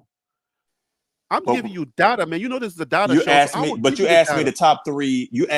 I'm saying top 3 in the nation, not the Big 12. Because here's the thing, Shedeur is good, Top and when 3 in the nobody's, nation. So I'm going to the nation but level. that's you. That's I'm you. I bringing it got back it. down now to tell you if he's the top 3 in the nation, then the Big 12 ain't going to be no issue But because no, well, no, whoa, whoa, they whoa, are whoa, whoa, prone. whoa, whoa. I'm gonna The tell Big you 12 why. is prone to Hold on, interceptions. but hold on, 10 hold on. interceptions on an average. That's a silo mindset right there. Let me tell you why. Okay, Okay, tell me. because at the end of the day is on the flip side, what your issue is going to be is that sure, Colorado's going to move the ball. It's going to be dramatically better. Your problem is you don't probably have solid linebackers, and you're going up against a team. You're going into a league where people can run the ball down your freaking throat, which means they can eat up the clock. So I don't have to have Joe Montanas and Shedeurs out there.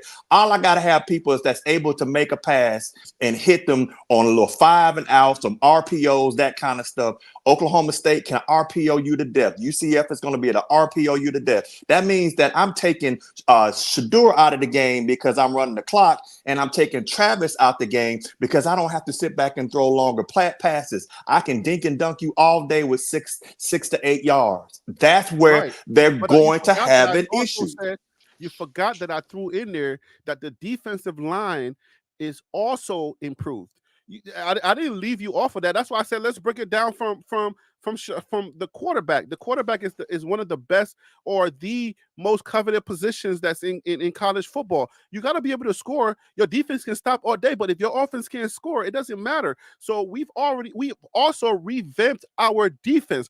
Our defensive line, if you listen to any of the credible analysts, they said that Colorado's defensive line, which has Shiloh back there, one of the biggest hitters in college football right now, okay, our defensive line improved. If you put Chittle right there, okay, in the midst of that, if you bring the players that we didn't even play, that could not play, if you put our defensive line together, I'm telling you, the Big 12 is not the same. The Big 12 is not the same as a pass-heavy Pac-12 because it was much different. So I'm trying to let you know that we're going to be really good up front on the defensive line as well. So we're going to be able to stop the run because we have some defensive ends that are now coming that are going to be erupting their whatever they're doing, and then I can't trust our linebackers. I ain't gonna give you that. I get it. We need linebackers, okay? But our defensive and our edge rushers are good guys that are going to be able to get after that quarterback this time, and they ain't going to be able to do everything that you're thinking that they're going to be able to do because we got improvement on that line. Well, if your line is going to be so good, then why do you need good linebackers? Because you're saying they're going to stop everything before they even get to that second level. But No, you know that's not true our because the linebackers. RPO, because what will happen is, Harry, at the end of the day is you do have a proved thing. Now, you got to look at depth because think about it. How many people did you get in the portal? About 20. So if you got 20 people, new people on your team, but you I think it's more still, than 20 now right, if you counting everybody. 25, but you lost some and you probably lose some. So let's take a look at this. Most of your team from last year, you're saying wasn't good. You replaced 25 people. Let's say that. Let's go with 30. Then you're saying that, Let's say that 25. okay, let's say 25. So what you're saying is that in order for what you're saying for it to be is dominant, and I think they still are around 66, maybe 7-5. My concern is going to be where your depth. My concern is also going to be where they are going. I mean, you got to think about it. Oklahoma State was able to run on Texas line. You see how big that line? They had a dude that was, what was it, Phil? That dude, one of them defensive tackles was like 360, 70 pounds. That dude was a monster and Yeah, would he was fill it up. 360. Right. So that at the end of the day is they were still able to move the ball on teams like Oklahoma, which are now in SEC, as well as Texas, which was in the playoffs. A Texas that beat Bama. So I'm saying to you is that I think that they will be better. I think that CU will be good, But what's getting in is you're saying stuff, and it's like, well, if you have 100 people on your team, 25% of your team that is new, you've got some people that were on it, and then but you still don't have quite the depth yet. That's going to be the issue with them. You listen, got some great starters. Keep in mind that I'm giving you information based on the guys that are going to be, I know that can play, and the guys that are coming off of the transfer portal that had already good production, if not great production. So guys that are good players that are bolstering our defensive line. So our defense was not that shabby last year, even though they gave up like 34 points per game. They weren't that shabby. And we were playing in a system in a Pac-12 that was one of the best conferences in college football. Harry, they were ranked like 132 out of 133. What are you talking about? No, but listen, the Pac-12 did take one team to the national championship. So let's put that in perspective. And Colorado held its own. We only lost, really, like if Coach Prime were to tell you, we only really got beat twice. All right. If you look at it, the rest of our 8 games were one possession games. That has to tell you something. Let me cook for just 1 second. Game? Let me just cook for 1 second, and then I want to hear what I got data for you. Let's all go. Right. So check it out. So here's what you want to tell me. So you took a DC who was Kelly, who leaves and goes, and not to be a DC or a head coach someplace else, to take a position that's not as high. You have a DC in-house who, for some reason, didn't get hired, who is an analyst who could have been a DC, but then goes to Hawaii. Okay. Then you have all this. We got Coach, I think Carl, whatever his name was, Reed was saying you're going to have this phenomenal people coming in, just watch. And then next thing we know is we get I'm sorry. I'm laughing at this comment. Even that's fine. They give 34 points. Yeah, exactly. Right. So then you're going to sit here and tell me that now you're going to get a brand spanking new. I mean, you're getting a brand spanking new person to come in who has not ever been the signal caller at a game, though he's been a good position coach. And I'm not saying he's not going to be good. And what you're sitting here telling me is that somehow in there, they're going to be dramatically better. So I'm trying to say, okay. You see, I get it, but let me answer that. I get it. And you and I can agree to a certain extent. I know that Livingston is not the best get or whatever, but I'm not necessarily really like, on I'm not banking on Livingston being the best DC ever. And I've articulated that several times already. And I'm now settled with Livingston being the guy at the helm of the defense. It's okay because Livingston is saying the right things. Livingston is saying the type of system that he's about to put in.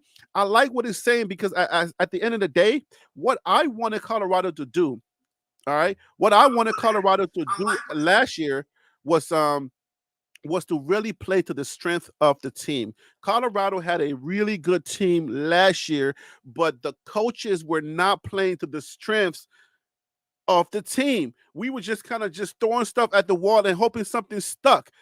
We weren't playing to the strengths of the team. Now we got a bunch of pieces. All right, some of these one-year guys that are coming in, our U-Haul players are really good players. They're not the best players, okay, but I can concede to that. But I don't think any college football team, any D1 team, really need all the best players on the team, because you got a bunch of teams that have 5 stars all day and they're stacked up and they're not winning. All right, they're winning 11 games every year, but they don't win the Natty. But that's not the point. You need good players that are going to buy into a system. I trust Coach Prime's system. Coach Prime is a natural motivator. If you put in some decent players in his system, you're going to get great results. That's the part that we're here for. And I understand that maybe some people don't buy into that, but I'm telling you, if Livingston can play into the system, if Livingston can come and play the guys based on their talent level and understands that I can't do this because I know you can't do that, and I'm going to maximize your talent, we have the talent on that team that's going to really tell you that Livingston they're gonna buy Livingston some time. Yeah, That's Harry, but I Hey, mean, I'm gonna can say I? this and then be done. But I'm gonna say this. it Yeah, may that's sound true, a little Harry. fluffy. I get it. Yeah, I that's understand. that's It true. But sounds you still, fluffy. but still, TLC is still singing because y'all still got some scrubs. So that's what I'm trying to sit here and say to you. Prime effect. I want to know what you think, though. Ooh. Yo, You I want to know hate you, what I dude. think?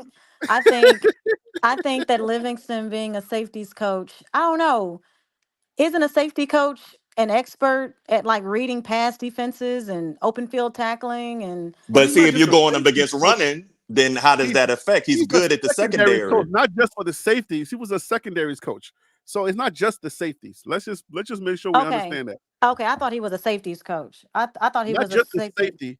He got the cornerback suit. So yeah, we're not giving this guy no credit. Like, look, he had one guy. He had those. He was coaching one guy. Shiloh was his guy. Hey, hey, Oh man, Harry. Oh, if, you guys prime effect. Were you finished with your point? Because I don't want to interrupt you.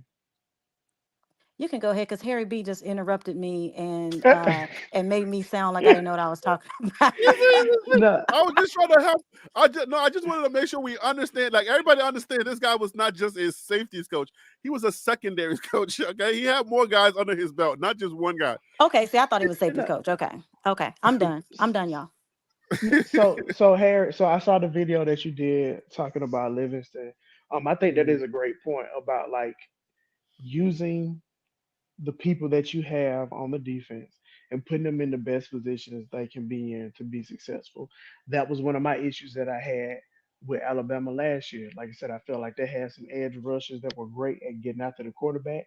For whatever reason, in that Michigan game, they decided they wanted to drop those guys back in coverage when they are more of a traditional see ball, find ball, hit the person with ball type of guy, right? mhm, mhm. But when you talk about the offensive line and the defensive line improving for Colorado, I think that you also have to be honest and say that every team in the Big 12 thinks they've improved from last year.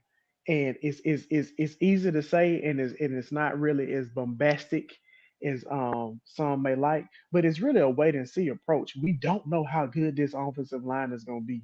We don't know how good this defensive line is going to be.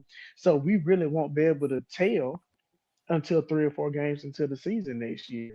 At this But moment, this is our team. We've been breaking down. We've been breaking down because I'm doing the series, Colorado versus the Big 12, right? right? You know that series, and I got, I, excuse me, the next team I'm doing is CSU, even though they're not Big 12. But every team on our schedule, I'm doing the series where I'm telling you how they got better or who got better.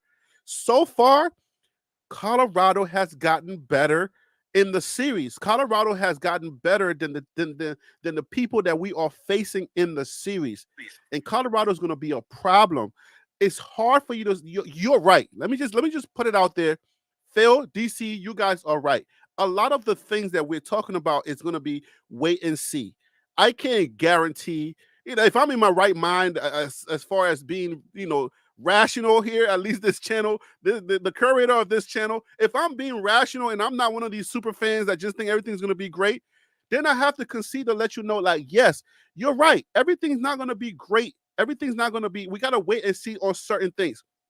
But if we're talking preseason football, right? Let's just be fair. If we're talking preseason football, what are the measurables? What are some of the things that we look at and say, okay, we got better on this, we got better here, we got better there. And if we were good overall, and then we got one of the best quarterbacks, top three, like you said, then let's talk about our chances based on that information. Is that fair to say? but that's fair to say. But I also want to point out, I don't know if I shared it with you on Twitter or not, but like there are rumblings that spring transfer portal is supposed to be straight chaos, and this I isn't know. from just And I one think or two. Some of Colorado's players are gonna be in that Yeah, portal too. yeah, and this ain't from like one or two Woo! quote unquote sources. Like these are from a couple of reputable And I think you said Joe Klatt accounts. is in that talk too, right? He's saying that too as well, right?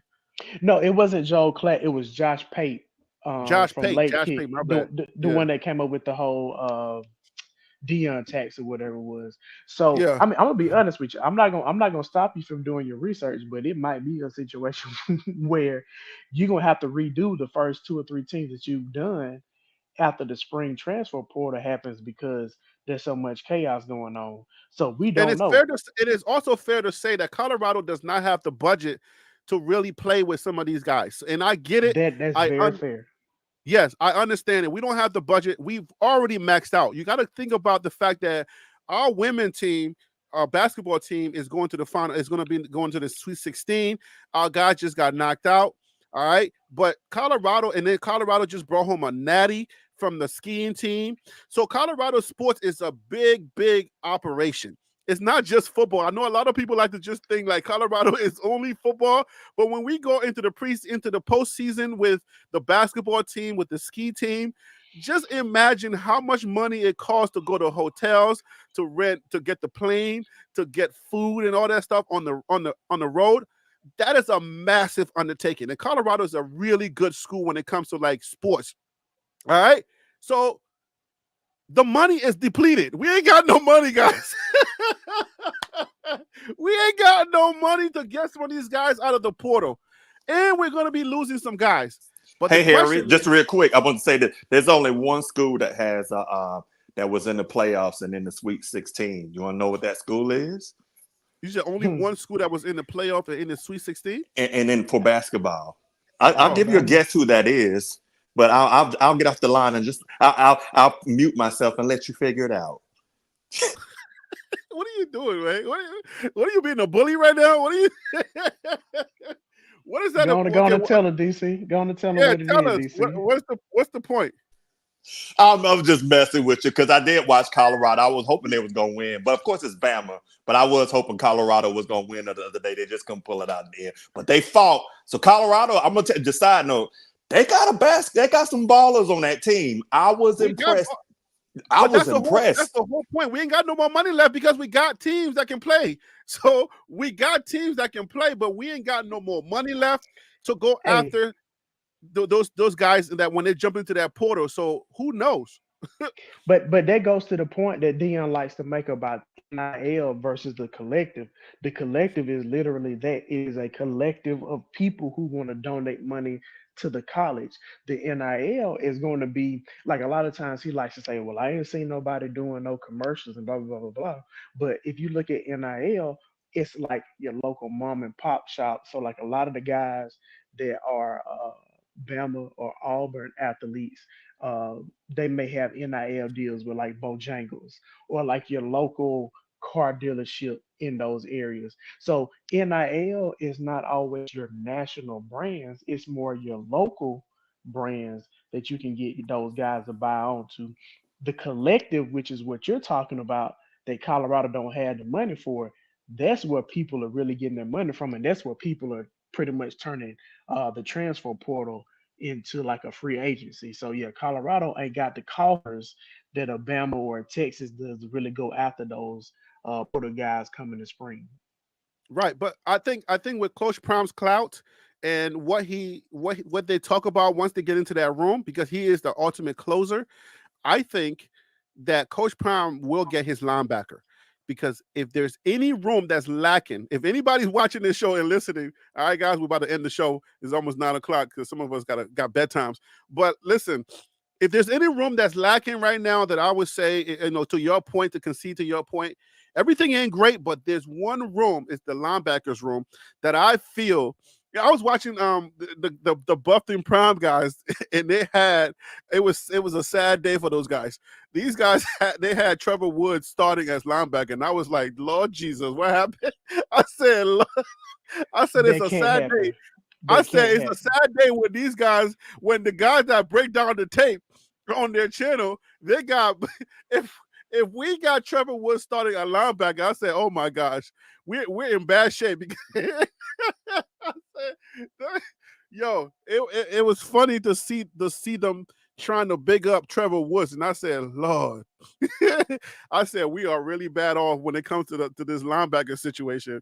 Because even these guys who know football in and out, they got Trevor Woods starting. What the heck? On what Hey, given Saturday? But can I ask you this question? Because you talk about Dion sitting Hmm. down and talking to that linebacker, getting that linebacker. Yeah. Is it a fair statement to say, as of right now, we have not seen a player that Dion has recruited out of high school get Hmm. drafted in the NFL? Is that a fair statement to make? Out of high school, Because but yeah, wouldn't that yeah, be because 4 years? Wouldn't that be but 4 years? well, I don't think college but you he's get you get the one and out. but Coach he's only been already coaching coached. for 3 years. He's been coaching for 4 years. Technically three. Well, I'm sorry, technically five because it was a COVID year COVID at year, yeah. Jackson State.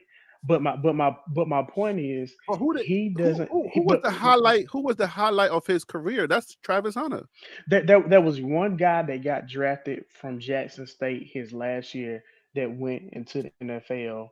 a high But school guy. again, but but he didn't recruit him out of high school. So my No, point that your I'm trying to question make was is which high school player did coach this coach get that he's put in the NFL? But I would say his only highlight as a coach, It's the Travis high school player that I know is Travis, and but and that Travis is wasn't about to his go Shedeur. first but that And wasn't his Shedeur. first year. right with his Okay, so son. cool.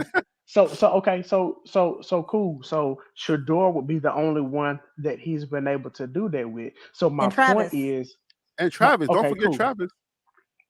So my point is we need to Uh-huh. see a track record of him being able to recruit guys, even if you're not a 5 star or a 4 star. I He's can I building the can track record develop you. now. He's Okay, building the track record now. Yeah, okay. you, So you, so bro, you so gotta give this so guy some time, bro. Like, come on, Like, Phil. dang. can I land the plane? Can I land the Nope, plane? nope, nope, Can Your I plane is land the nope, going. plane? There's only nope. water. By This is gonna be a water landing, by your very statement is he emergency hasn't landing. done it yet.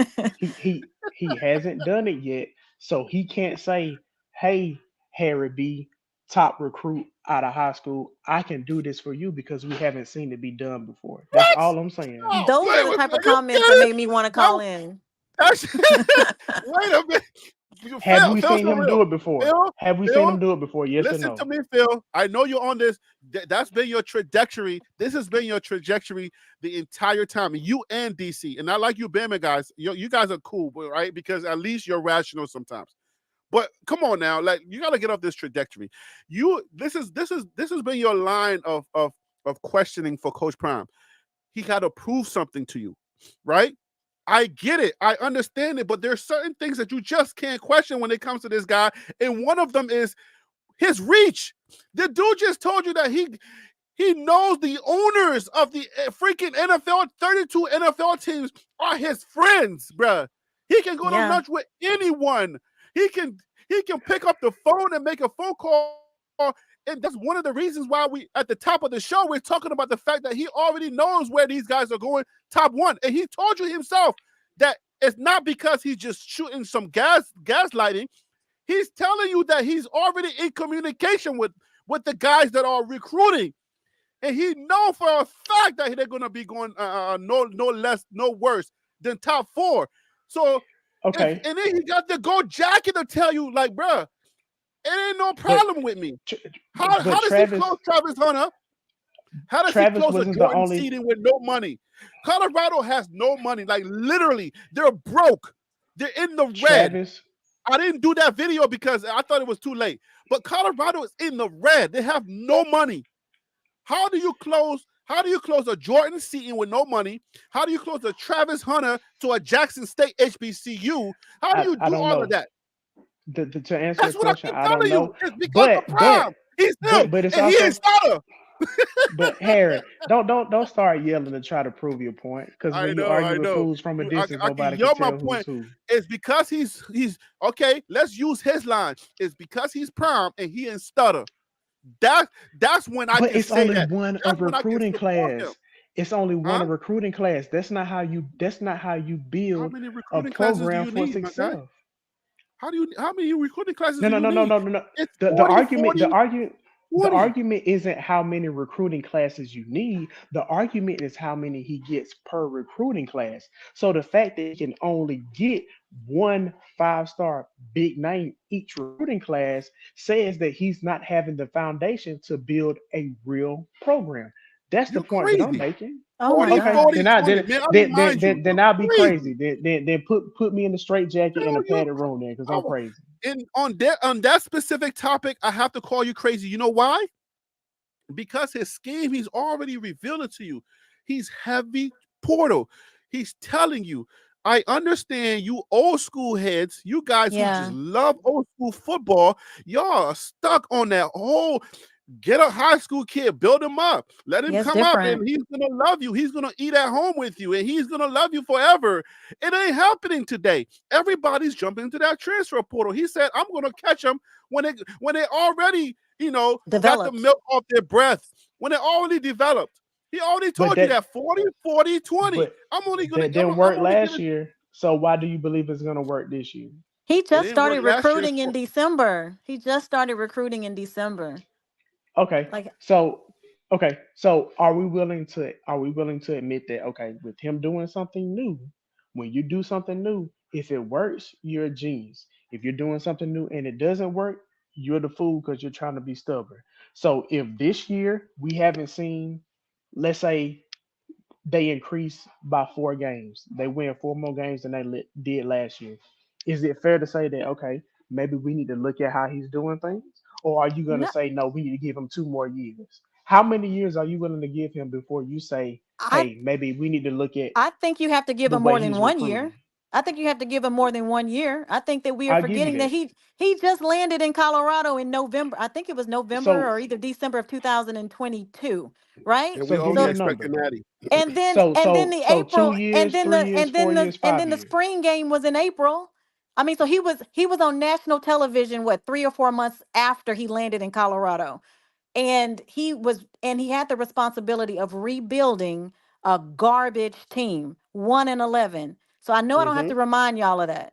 So Mm-hmm. what is it that you were expecting him to do from December of two? I mean, he was already behind the eight ball. I mean, I so wasn't so expecting anything from him last year. And I'm gonna be honest with you. So when what happened so last year, I wasn't surprised, but you had a lot of people saying they were gonna win 10 games. You know what I'm But a saying? So lot my of people, point but is, not I Prime. So Prime, oh Prime, Prime never you gotta said listen that. to Right. Prime. Not a lot of people. that is a factual statement that you're making, and at least I can be honest and say that you're speaking the truth in a situation. What? What? What but he trying but to but say? but listen, but I Phil, to, but that's to the quote point we're Dion, I making. didn't stutter. Uh-oh. but Uh-oh. but listen, but Phil, that's the whole point. And I'm gonna give you your final thoughts in a second. But that is the whole point. I understand where you and DC are coming from, all right? Because I'm a rational type of guy. I understand where y'all are coming from. We all make good points when it comes to let's wait and see. And then you also have always been saying, like, y'all are on point with just keep saying, all right, he got to prove it, he got to prove it, he got to prove it. But the thing about it is he's already proven it at Jackson State. We don't want to take the Jackson State data and infuse it into the Power Five data because we're saying that there are different elements. I get it, but you cannot not use Jackson State as a proven factor that he's his system works. You don't want to use it. And I don't know why. I get it. They're black guys versus not so black guys. I don't know what y'all want to say, but daggone it, like he's proven it. What else do you have to say? Have you not seen it being proven? Or JSU doesn't work, period. Like leave it alone. Never use JSU? Because I don't get it. JSU, okay, the statement that I'm about to make is a true Uh-oh. statement. And if you cannot agree with that, then I'm sorry. He did not Okay. win a national championship at Jackson State. Is that a true statement or not, Harry? That's a true statement. Okay, so based What? off of that, Yeah, let this so I thing. can finish my point, so I can finish my I'm point, and I listening. can hand it I'm over. muting. I'm muting. Because he was in a situation where Mm-hmm. his team was far more skilled than the other teams he went against, and he still wasn't able to Mm. win the championship. I Oh my still need God. to see more from Dion right now. That is how I feel, because I can guarantee you, if he can't if he can't win games where he drastically is outmanned by the other team, that I don't know what he's gonna do when he's behind the eight ball and he's coaching 2 and 3 stars compared to 4 and 5 stars at other schools. So All right. So, I don't know what to say. well, Surfer Boy 3000 at least agrees with you that it was a talent gap advantage. But Man, let me you let me give you this. Don't know. He wanted me. Let me give. I'll give you the mic. I don't mind, and I'll give you your final thoughts. But let's say this: college football has always been this way. What you're explaining, I wasn't able to articulate this before in other conversations, but I can do that now because I got a little bit more, wing stuff under my wings because I was only 1 year in, right? But now I'm ready for y'all. College football has always been lopsided for as long as it's been around. All right. You only got a few schools that have had the most talented players from others. So why is it that they don't win every year? Can y'all answer this question? Why is it that the teams that have the most talented players, all of the 5 stars that y'all want to quote and everything they've been stacking those, why is it those teams don't win every year? Can you answer that question? Yeah, I'll tell you this. Sometimes there I will say I'm gonna list them off. There's a situation where you have a team that comes together and it is a senior laden team. So it's a bunch of seniors, a bunch of guys that's been in the program for a while. They've been bought in, and you kind of just strike while the iron's hot. Boom. Okay, cool. Then you have other situations where you just have a really solid football team, good, Mhm. not great football team, but you got a coaching staff that knows how to put those guys in place to be successful. And at this point right now, I don't think Colorado has either of the two to be successful. and I'm gonna But add this is but that according to but no, but according to what you're saying, because the talent has been lopsided for so long, those guys should be winning because that's what you're saying. Like Coach Prime, he first of all, he didn't have the best talent. Let's just make that straight. He didn't have the best talent out of the entire system. Did he have one of the best teams? Yes. But you keep saying that he has to win a natty on that level because the talent was so lopsided. But then there are lopsided teams in the FBS as well, and they don't win all the time. So, and then if you go to the conference level, there are lopsided teams that don't win all the time. But yet, it's like when Coach Prime, first of all, y'all don't want to use his JSU data because he had the best team and he didn't win. So, but he also, the elements of your question, the elements of the things that you're talking about, whether can he do this? Can he not do this? He's already proven that, but you don't want to use the elements. You just go straight to saying he had the best team and he didn't know how to, and he didn't win a natty. But you're not addressing the parts of your conversation that says he has already proven it. That's what I want you to just agree to. He's already proven the things that I, you're I saying that he hasn't proven. He's proven it at GSU. You just I don't want to will listen agree to the that he's data. gotten there. I will agree. You know what, Harry? To the specific point that you just made, I'm willing to fold. You're right. He did at the very least get to two back-to-back national championship games. And let's be So he's honest. proven that. In Yes. D1, you don't even see that happen, let alone win back-to-back championships. So I will concede that to you. I'm willing to do that. So then let's lay that down. Let's stop the crazy argument. Cool. He did it at Jackson State. Everything that you guys, you DC, you fail. You keep saying that he hasn't proven. He hasn't proven. He's done it at JSU. He's only that's a been paper one time. year. That's a paper. That's a it's Harry. I've seen I watched Steve McNair as a freshman and as a senior, and he threw that ball all over the field. So the thing I'm gonna tell you about SWAC football is the top. When you get some good players, you can dominate. But the difference between the top of the SWAC and the bottom of the SWAC is huge. Bottom of the SWAC is like D3 type talent, and you got to look at it. If you got good quarterback play and you got some good receivers, you can dominate. That's why you saw Jerry Rice back in the day and them dominate and stuff like that. But you gotta, but understand this: you're simply talking about schools within the SWAC and the MEAC for that national championship. But none of those schools were competitive up against the rest of the FCS. They were not able to win playoffs. They generally, when we went up against Division One A schools, like for example, Alabama State went to UCLA and got smoked. We played Auburn, got smoked. You see a lot of those teams that go, they stopped playing like Savannah States and some of those schools because people was getting injured. So you got to understand that while you look at it, it looks like, well, he was great on this level.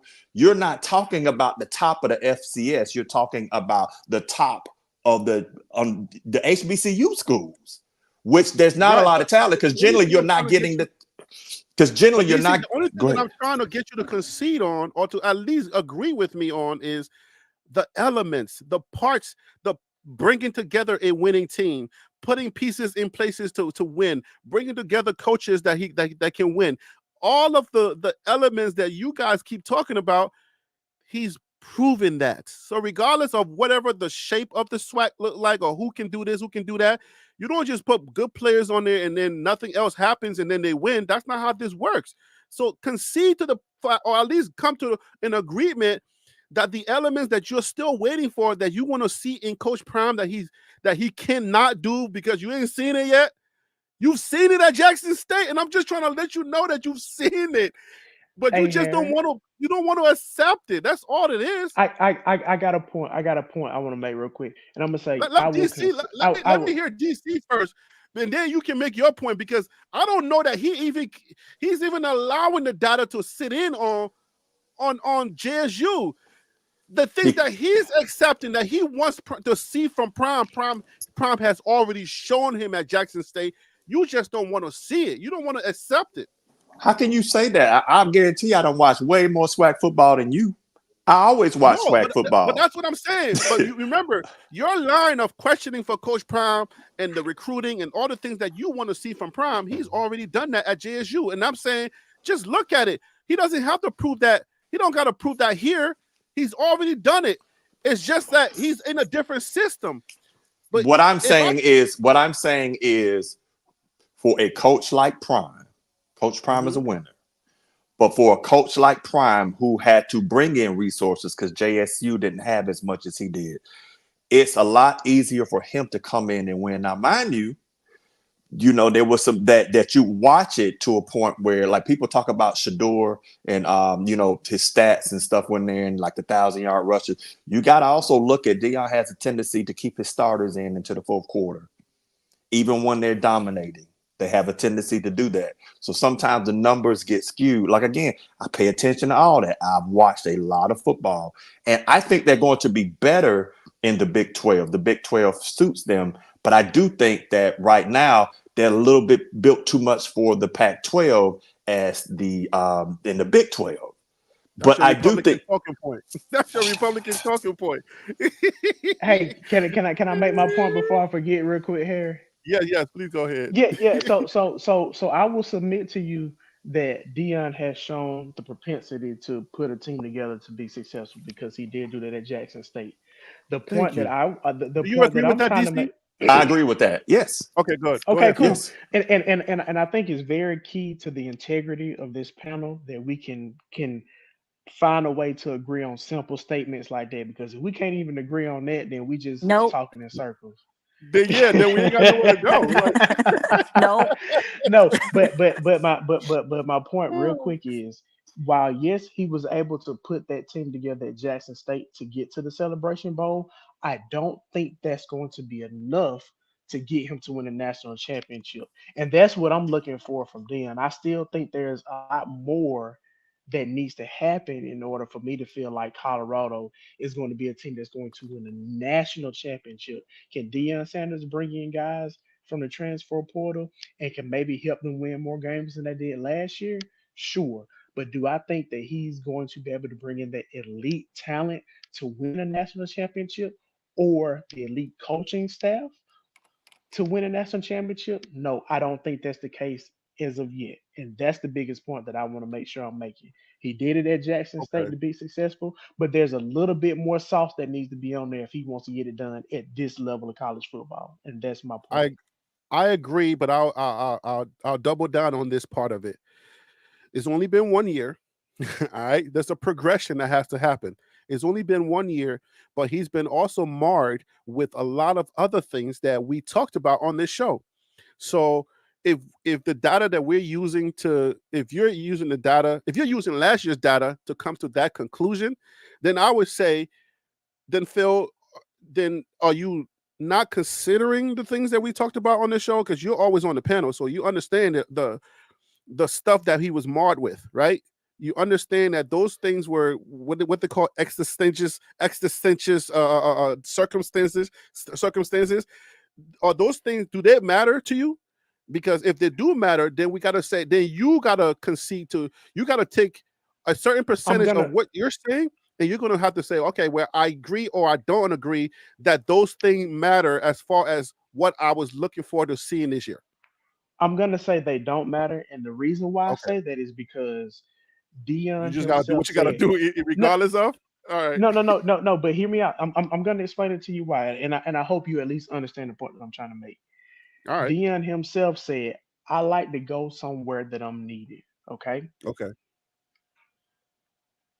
rarely are you gonna find a situation like Colorado? You know what I'm saying?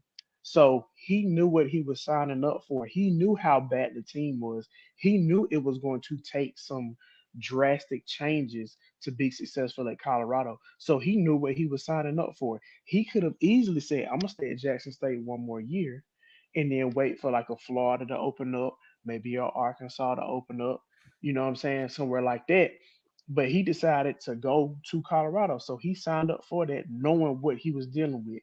And based off of the man that he has shown himself to be, I have to believe that he had the confidence that he could be successful with all that being thrown against him. So I don't use that as a crutch for him.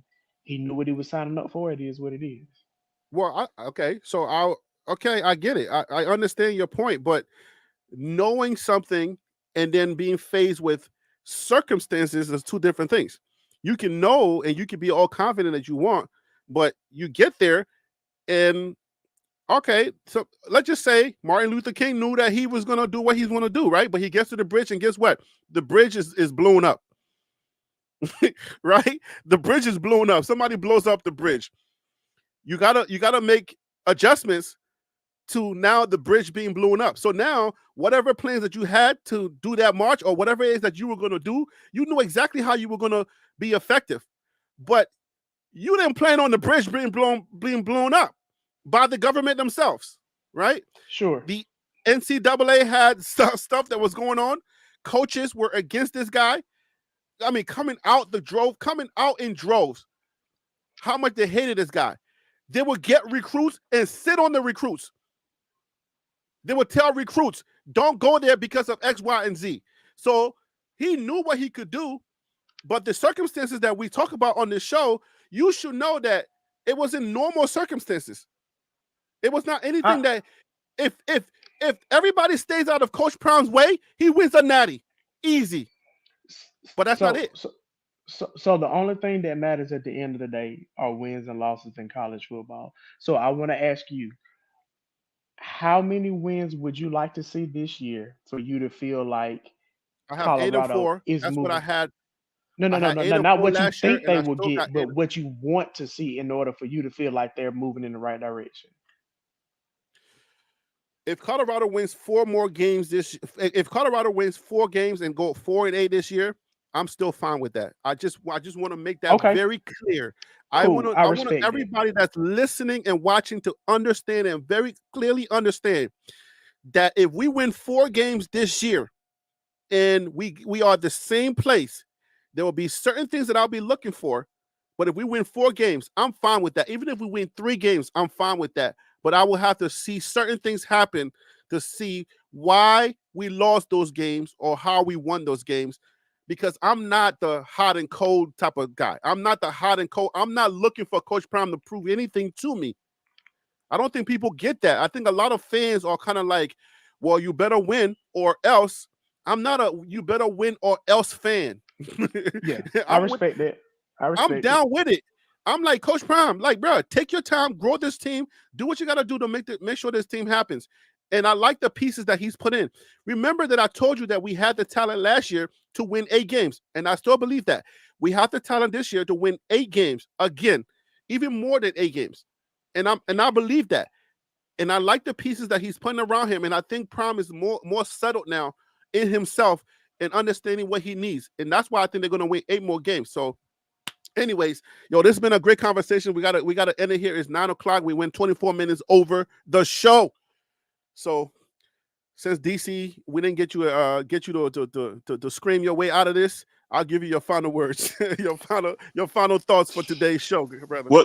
The one star just want to ask a question to Prima Fact, aka Shantae, and I'd like to know when she looks at her Deion Prime Sanders poster at night, does she listen to There's not supposed to be no does she rebuttals on the final thoughts. Come on yeah now, why are does you she trying to does start? she Why you trying to? well does she listen to Kissing You by Toto or Making Me High by Tony Braxton?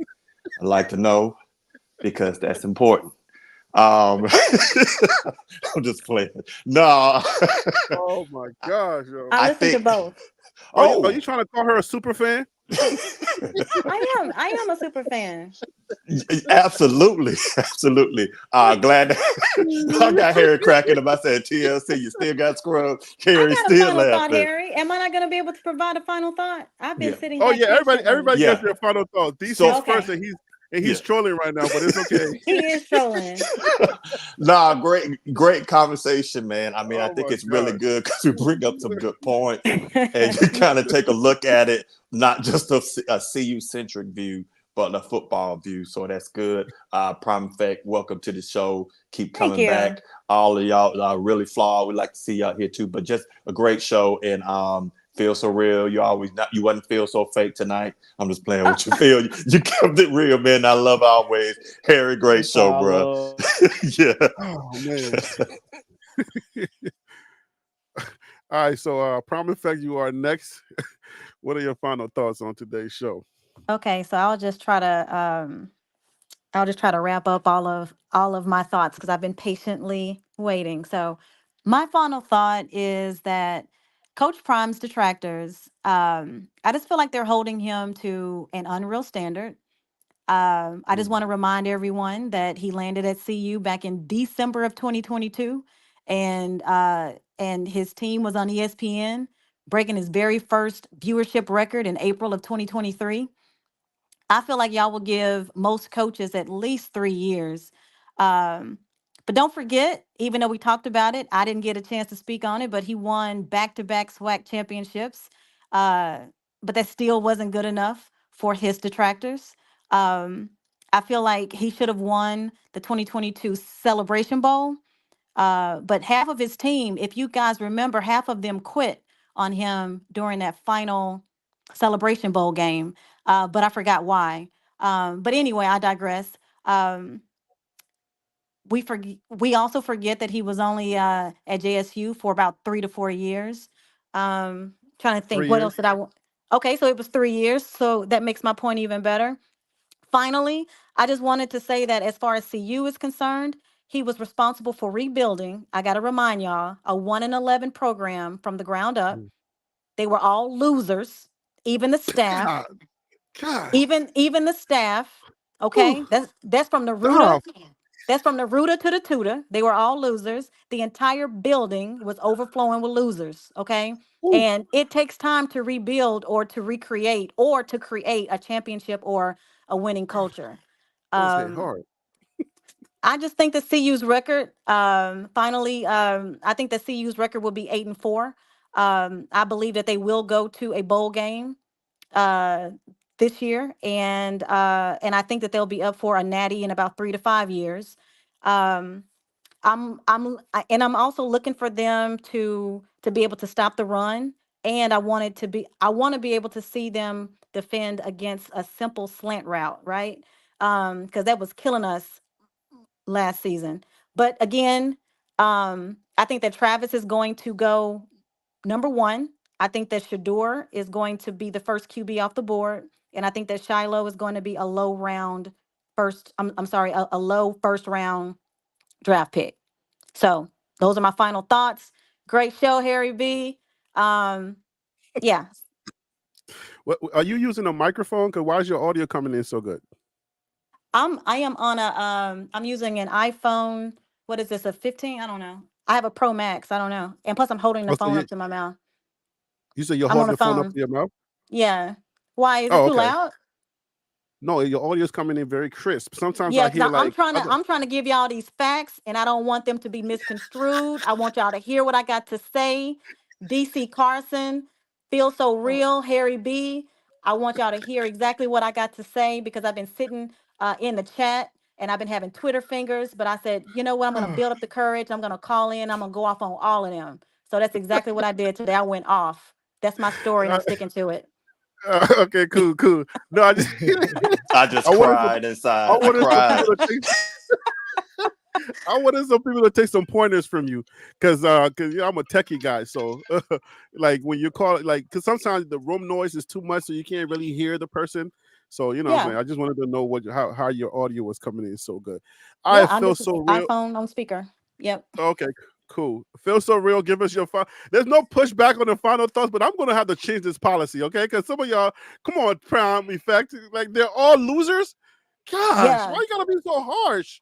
Yeah. I Ah, mean, and I'm just taking not necessarily a Lord. direct quote from Prime, but he, in like one of those early There's a well off loser spirit media, in the building. I know. I know. yeah, he said it. I mean, he said that you had, I mean, he even went so far as to say that he had to bring in even a new cafeteria staff. Like he was saying everybody, they were losers, just straight up losers, just like the O Ah, line was like you said, garbage. you're The O just line your was audio is too garbage. good How for you you have to a be. quarterback that breaks his back? Okay, I digress. I'm going back on mute. Oh yeah, but prime effect. Yeah, we saw him come in there acting like he was Nino Brown. Sit your five supervise make change. Yeah, I saw him bringing in the Louis Oh, luggage and stuff like that. Yeah, he went off and he got rid of some stuff, and then he went and got some Dollar Tree luggage, a You y'all line stepping on cannot piece. you cannot y'all rebuild stepping a on Phil football for real team. time. Phil got a You cannot bedtime. you Okay, cannot y'all rebuild a football team in 6 months. So I'm going on mute. I'm going on You're mute. right. You're right. Okay. You know what I'm saying? Phil. hey, Phil, take the mic, please, because they are hey, stepping on your time right now. it's all good. Look, And I'm I coming gotta in travel. crisp. She is I coming gotta in, Chris. I gotta fly to Oh, St. God. Louis for work tomorrow, so I can stay up a little bit tonight. So Oh, it's I'm all glad good. because I don't want you But to be sluggish at work. and look, Don't make excuses. I'm gonna be on the road Friday while you're gonna be doing your lives. I'm gonna be calling while I'm on the interstate. So I'm gonna Oh, try to okay. make it do what We, it we're do. gonna it's gonna be live on Friday. Yeah. Yeah, I can imagine. But no, but real quick, man, I just want to say, man, listen, I don't think Dion is gonna win a national championship at Colorado within the next 5 years Bull. because No because pushback, Prime. No pushback. because This is Sorry. I you had you. apologize. because I apologize, I Phil. I don't apologize. because I don't think he'll be there in 5 years. Either he's going to retire or he's going to go elsewhere. With Mm, that being said, I do, Harry, to your point, I want to give Coach Prime credit for building the program that he did at Jackson State. And I think it will take a little bit longer for him to build that program um, at a D1 program like Colorado. I I have I have faith in Coach Prime. I maybe don't have as much faith as others, but I'm always gonna be honest with you, and I'm always gonna keep it real. I think Colorado can be successful. I don't think this year is the year they will be able to contend for a conference championship, but I think this year's football team will be the Prime worst. Effect is having a Hey, hard time. let me this is my last point, and I hope you can appreciate it and accept it. This We team do have an after moving show party, forward, so Prime, keep it. this this team this year, starting this year, will be the worst team that Coach Prime will coach in D1 football moving Hey, forward. Phil, what is your The address? sky's the limit. The sky's the limit. Prime, come on, let him finish. I told you we Sorry. have Blank an off. blank blank blank I'm blank sorry. That's blank rude. making GA. Blank blank blank making GA. But no, but I think this is the worst Colorado football team DM will coach moving forward. The Oh sky's the my limit for God. him moving forward. I said the sky's the All right, limit moving forward. all right, I'm gonna yield my time to DC and Prime Effect. Y'all can have my time because I feel like y'all got pushback for days. So go ahead, Prime Effect. I yield my time to you, and you can have half of my time, and DC can have half of my time. No. I said everything that I have to say. I am not going to go off on Feel So Real tonight. Um, I will yield my time. I yield Okay. my time. All All right. right. Well, I'm going to use mine and put my microphone so I can sound just as crispy Okay. Okay. as Prime of Shante, talking just as crispy. Do I Now So you're sound too like that? close. make Now sure your I microphone is pronounce too my close. S's. Yes, Is it too make my close?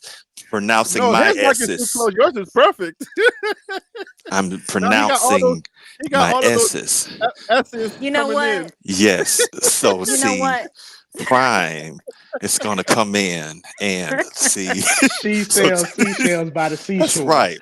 Because Oh my when you gosh, wind up yo, seeing, y'all are so crazy. here's what I would Where is say. Willie when I need him?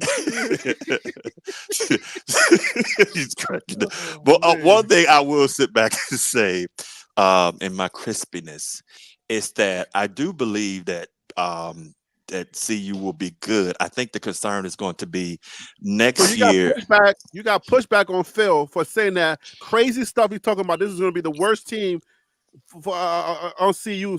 The second year is going to be the worst team. How you figure, Phil? Well, Anyway, Don't sorry, I'm even gonna Phil. ask tell you, him that. I'm gonna be honest with you. I can Hold see on, them going. can I reword that real quick to get Yes. my point across? I Yes. think if Deion Sanders' coaching career started today, this would be the worst team he would coach. Meaning, the teams that he's coaching moving forward are only going to get better.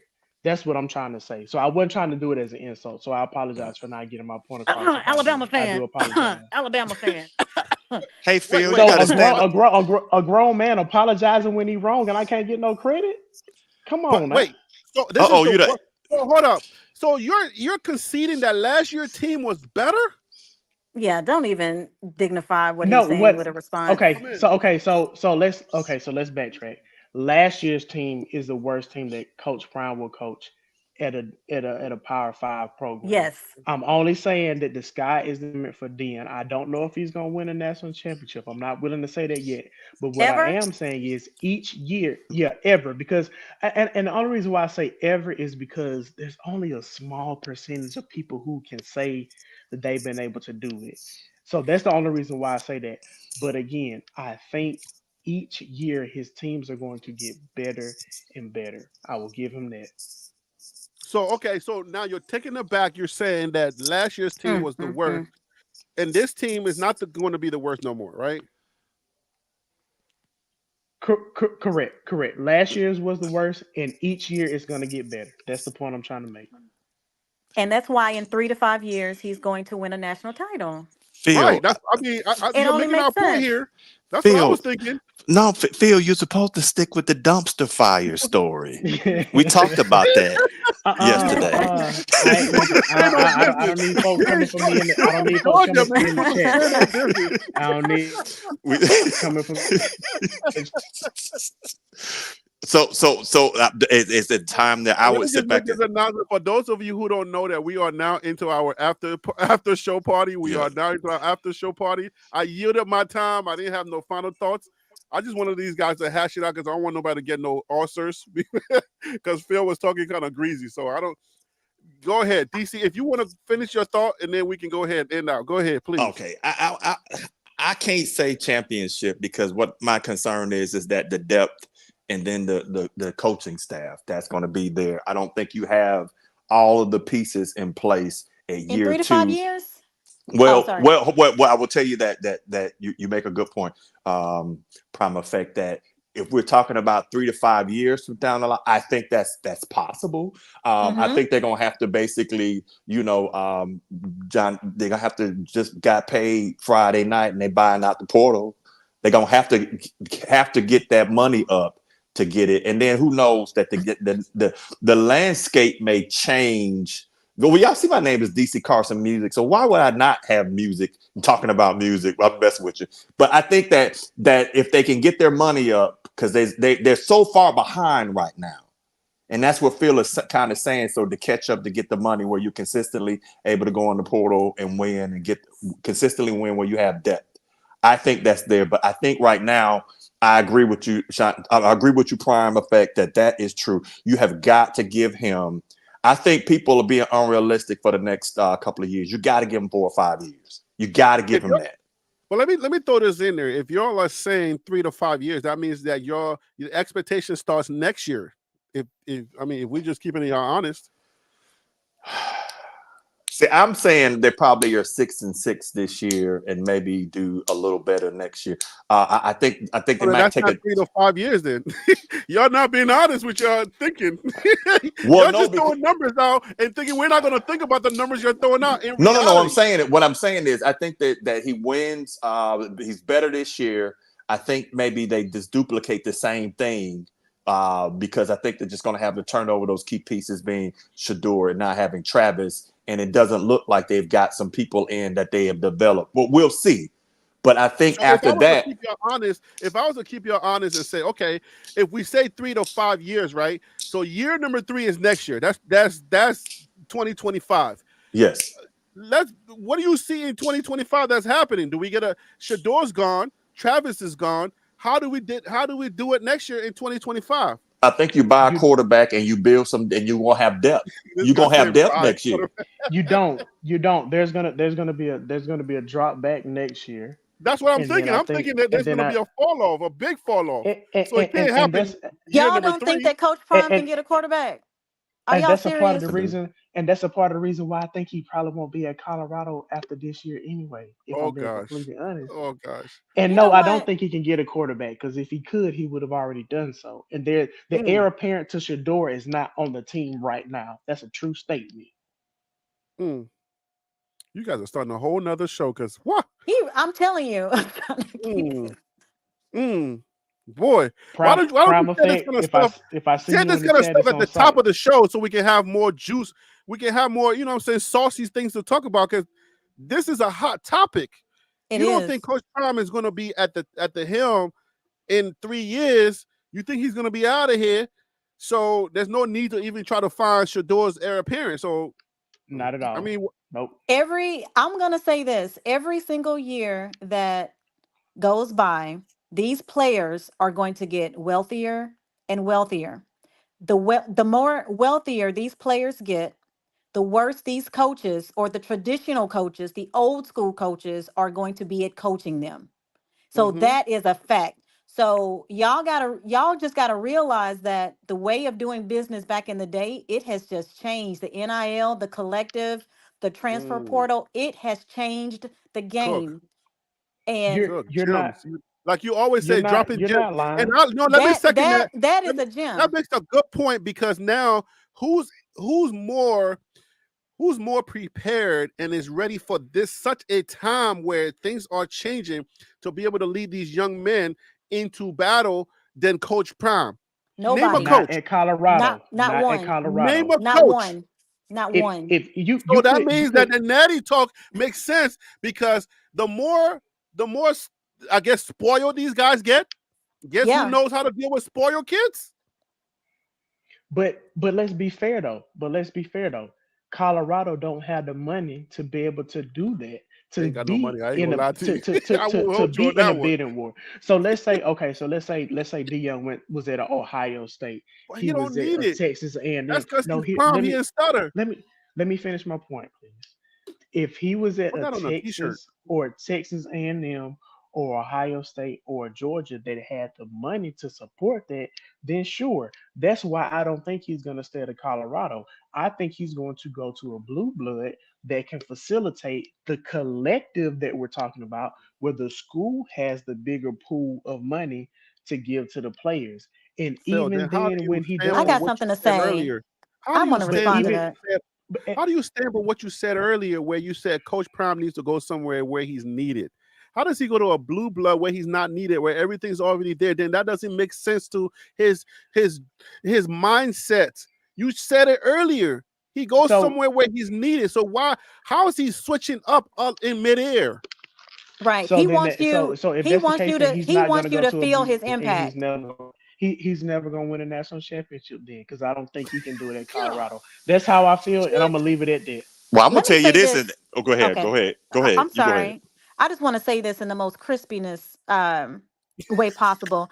Coach Prime, he is going to build up the collective for CU. That's not going to Mhm. take that long because he got Tell me friends how he's that gonna do it has because I don't know because he. I truly don't know how he's gonna do it. But I'll tell you how. I want to know. I'll give you one quick example. Think back to Okay. JSU. They didn't even have a practice field. Their practice field had potholes in it.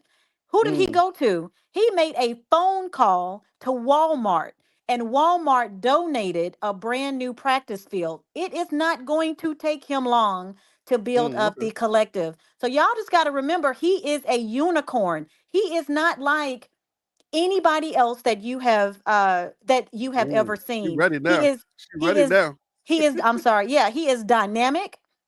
Okay, he does not burn bridges, and he has Club. a lot of friends with deep pockets. All it takes is one billionaire to fund a collective. That's all it would take, and I'm just exaggerating. So imagine if Coach Prom has 5 billionaires in his back pocket. It is not going to take long to rebuild that, or I'm sorry, to build the collective for CU. And not only that, for his superstars, he's going to teach them how to get the bag as far as the NIL is concerned.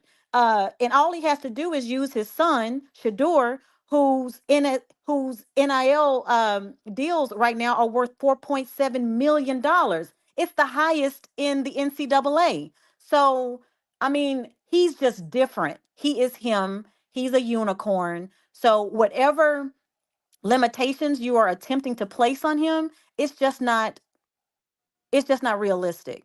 Okay, and I just hope that came through clear on my brand new phone. I hope that you guys heard me. So that's all I got to say. All I heard is that you talk about NIL and Cormani can't even get a biscuit NIL. Let me tell you something about Cormani. Cormani is he's a talent, right? He is talented, but he had some growing up to do. There is a huge leap, and I'm not saying anything that we don't already know, but there's a huge leap from being told that you are the guy, that you are the man in high school, to playing in your first game, for a Power Five team. It was a huge leap, and Cormani was not quite ready for that action yet, but he will be this season. And once Cormani produces on the football field, he's going to also get those. He's going to also get the NIL bag as well. Well, right now, Cormani is not him. He's who? Anyway, No, let's continue. no, My that's point not is going true. to be what I'm going to say, though, That's is wrong. that That's wrong. Yo, I have to agree. Komani he's not ready. but I what I will say this, I think he'll be fine. I'm not agreeing with DC on everything. I'm just saying Komani's not ready. Not Only yet, Right? thing but I he would will say, be only this thing season. I will say this though to you, I'm gonna agree with Phil, and then I will yield. I would say that if Coach Prime does go 8-4, he's gonna be at Florida next year. I'm gonna tell you why. Because I don't think they're going to be able to be competitive with all that talent that just came in with Texas as well as Oklahoma. I think that they beefed it up. I think that Florida will wind up being down, and then they will throw so much money at him and resources, and he can get the championship in Florida. It's going to, and he can get those people with big pockets in Florida because What is now going he's on? going into listen because now he's going into the I got a major response. market. He's got the major market within the SEC, and in I that don't even know what area you're and in saying. that demographic, it's way bigger than what Colorado has. Colorado is good, but can you imagine Coach Prime out of Florida? That's all I'm saying. So I think if he does well, if he does that 8-4, 9-3, 10-2, like some people are talking about, and sniffs the oh no, and he hadn't signed his contract. Y'all got to think about that. He'll be at Florida. I yield. Let me can I respond to that real quick? Yeah, I mean, yeah. Okay. I just wanted to specifically address Florida. If y'all go back, Florida was the team that he interviewed for and they did not hire him. He is not going to Florida. He went to Florida before he went to JSU and Florida did not hire him. So he went to JSU because but I guess Florida said that he didn't have the experience or whatever. I But don't he know why they didn't didn't. hire him. He didn't have it though. Was But that not a true statement? You're not finna he's hire Coach somebody with Prime. He's a no. You unicorn. hey, coach, listen. You unicorns. Just what do unicorns do? Fly around and crap They're skittles all over the magical. place. They're Yeah, magical. They're right, magical. right. They are. Wait a minute. You had to double repeat it 3 times. They're magical. They're They're magical. magical with the crispy. They're magical. Yes, they are magical. But the point I'm trying to say is that I think that You not getting ready to give somebody a job at a school that has a pedigree of national championships but has zero experience. You're not going to give that job to him. So I got When was how the last Prime time was they won feeling. it? Wait. When was the last time they won it? Oh man. Yeah, thank you. That's my point. Well, when's the last time Colorado won it? No, Yeah, I'm just Oh, exactly. saying. No, what was that, no, because 90, 90? you brought it up. 91. You brought it up. You said they're not going to bring nobody in that has a national pedigree of winning championships, and you can't even remember the last time they won it. Like, let's just be frank. It's Like, in the stop playing. 2000s. I just can remember the exact date. But what I'm sitting here saying is that I think what y'all are saying is that I guess my question is this, okay? Because y'all, if Coach Prime leaves Colorado, y'all are not going to be pulling. You're going to throw your Buffs gear. It's going to be at the thrift store. It's going to be at Goodwill. You're going to be washing your car with it and drying off your babies with it. I'm a But it, bandwagon buff, so I'm so We, proud we, my of we, we point. it. bandwagon buff. We'll be right along. So my question ET, is, this is something to think about. I'm going to ask you this question. Answer this question as honestly as you can, okay? And then yes. we got to put it to rest. This whole idea of Prime leaving. Do you really think Prime is hurting for money? I No, don't think I don't think this aspect. Well, Do honestly, you I think he's think motivated by money? no. I will tell you exactly what I think. If he's not What motivated by money, and y'all then keep forgetting that Shalimar plays there. Shalimar plays basketball, and she's a freshman, so what makes he's you gonna be think there. that Coach Prime Yeah, is going to go to Florida? Number one, who when he he needed a tried. step up, who when he was trying to make a move and he trying to say, "Hey man, let me go to my alma mater and ask them if they can give me an opportunity to get to college so I can start coaching." Who made him feel belittled? Why? Why do? And I'm not saying he's not a businessman that keeps grudges, but you gotta know that Coach Prime be in his feelings sometimes. We already know He that. don't All right. forget. Yeah, He yeah. don't He don't forget. forget All right. nothing. Coach Prime, when he's not asked a question, he will bring up the daggone question. Let's just make sure we understand that. What makes you think Coach Prime is about to go take a job at Florida, no matter how much money to throw at him, when he has an opportunity to prove to the world that Right, everything y'all are saying is wrong? What makes you think? What do you think motivates this man? Like, why you keep right. saying that? I think part a good reason that he has been at JSU where he wanted to get into coaching. I think the Right. other thing that the motivator was he was able to set the environment where he could have his kids and make sure that Shedeur got a break. That's good. Those things will be removed next year, though. So now you got to look at to a point where it's like, all right, I can sit here and you've even heard Stephen A. and quite a few people that have said it's going to be hard for him to win a championship. Not necessarily win, but to be a championship. Now you got to understand this: when he is 8-4 or 9-3, you don't think any of those schools are going to come looking for him. And the fact is that he can have a dynasty a lot and the resources a lot quicker at a Florida than he is at a Colorado. I'm not saying he can't have it at Colorado. What I am saying is if you take your fandom out of it and really look at it from a business Nah, decision, you can sit back and say, because there's a thing of the intrinsic, there's the intrinsic motivation, the internal motivating, what y'all talking about, and the extrinsic motivation would be to a point that it's not about money, but he definitely will put him into a point where he can become that winner. it was That's what never I'm about saying. money. It was What? never about money. He tried I to didn't coach say it at was those about money. schools. He I didn't For him to tried say to become that he winner, tried to he's coach at those schools. They did not hire him. They because he did not didn't have hire him. experience. Nobody in their right mind will hire a coach. I don't. Y'all can sit back and say this. Nobody in their right mind. And notice this: there were very what few schools CU in the. did. What are you talking about? What do I you mean was just He's nobody about going to to in be their say right that loyal to mind? he's going that to be loyal to nobody in their right mind, unless they were in a desperate situation where you all are sitting here saying that CU was in a desperate situation where they had to they were in the point where they had to gamble. It's like being at Vegas. You got $5 and this is it. Again, And basically again, they went in and again. did Let, it. let me look at let me tell you something. Go sit Again, ahead. down. when it comes to Coach Prime, we always the resume never matters. No matter what level he's on, it never matters. The goalpost has to move. When coaches are hired, right? If you just look at how coaches are hired, if you are a coach, a winning coach, you come from the high school ranks. That's where it starts. You start from the high school ranks and they ask you, hey, what's your resume like on the high school ranks? Oh, I only won 3 national championships, state championships. I mean, okay, that's not a winning coach. Like he has no experience, but yeah, he won three state championships as a coordinator. We're bringing in a guy that was a that according to Prom Effect, that was a safeties coach. Okay, barely has any experience. All right, we're talking about a guy that was coming in from the high school ranks as a three-time state champion, winning at the highest level where he was playing at. That's no experience. Isn't that Not how they hire coaches? not That's not not how they no hire not not coaches. not not not for an SEC coach at a school like Florida. No, But I no, would submit to you that SEC has hired guys with less experience. I no, can no. tell you Just that. show me. Name one. Name one.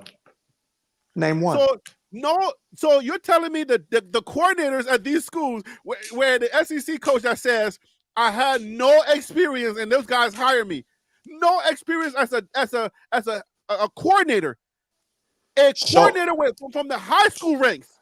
show me one school in the SEC that had hired a coach that had never coached at the college level and only coached at high school, and they made them their head coach. Show me Oh, one. no, not the head coach. I'm talking about the coordinator.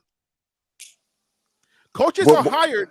Coaches are hired with can no I keep it with real with you? Can I keep it real with you? I think yeah. that Prime probably would have been better served if he had spent 2 or 3 years as a coordinator. I'm just being honest with you, because it would allow him to see the But game without the but you pressure saying of he it. had no experience is where I'm bothered with, because coaches are hired based on their coordinator. Coordinators are hired at that level and then they become coaches. But when you say he has no experience, that's where I'm bothered, because that's the natural progression of a coach that's hired as a head coach. When you come from There were you come schools that would have given Coach Sanders a job, because I've heard about it, that where as a coordinator, but he did not want to be a coordinator. He right, only but wanted to don't be say a that he had coach. no experience, because because Not to be coaches in are the hired. SEC. No, Okay, no, not fine. in And the you can say SEC. not in the SEC, but you can't say that he had no experience. When you say he had no experience, I said no that's experience where at the college level. I didn't say he didn't have any yes. experience. But I'm trying to tell you that there are coaches that are hired that come in as from a coordinator position in high school, and they were not even as successful in winning national championships. They only hired some of those coaches in the college rank. How I know? Because I made videos on them. I've made the coaches videos in the 12 in the Big 12 that I've made. In one of those things, one of those coaches says I got hired from a high school, but guess what? Their school was not even successful. Their school only won. The only reason why they hired that specific coach, it was because the the specific offense was doing good, but the team did not win. So I'm Mm, telling you, Coach Prime comes off where his team won the three times a state championship. Coaches are being hired because the position that they're coaching did well. The specific position did well, but the team was garbage. But Coach We're t- Prime had the experience as a coordinator with three championships. That doesn't matter. who in the world was going to hire, who in the SEC, even down to mm-hmm, Mississippi State, that was mm-hmm. not going to happen. Now, it might have could have happened in a school like UTEP, University of Texas El Paso.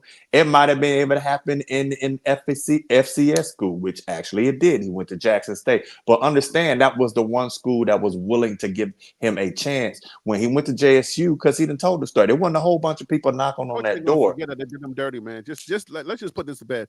And Listen, Coach ain't I gonna go wanted to to make a, Florida.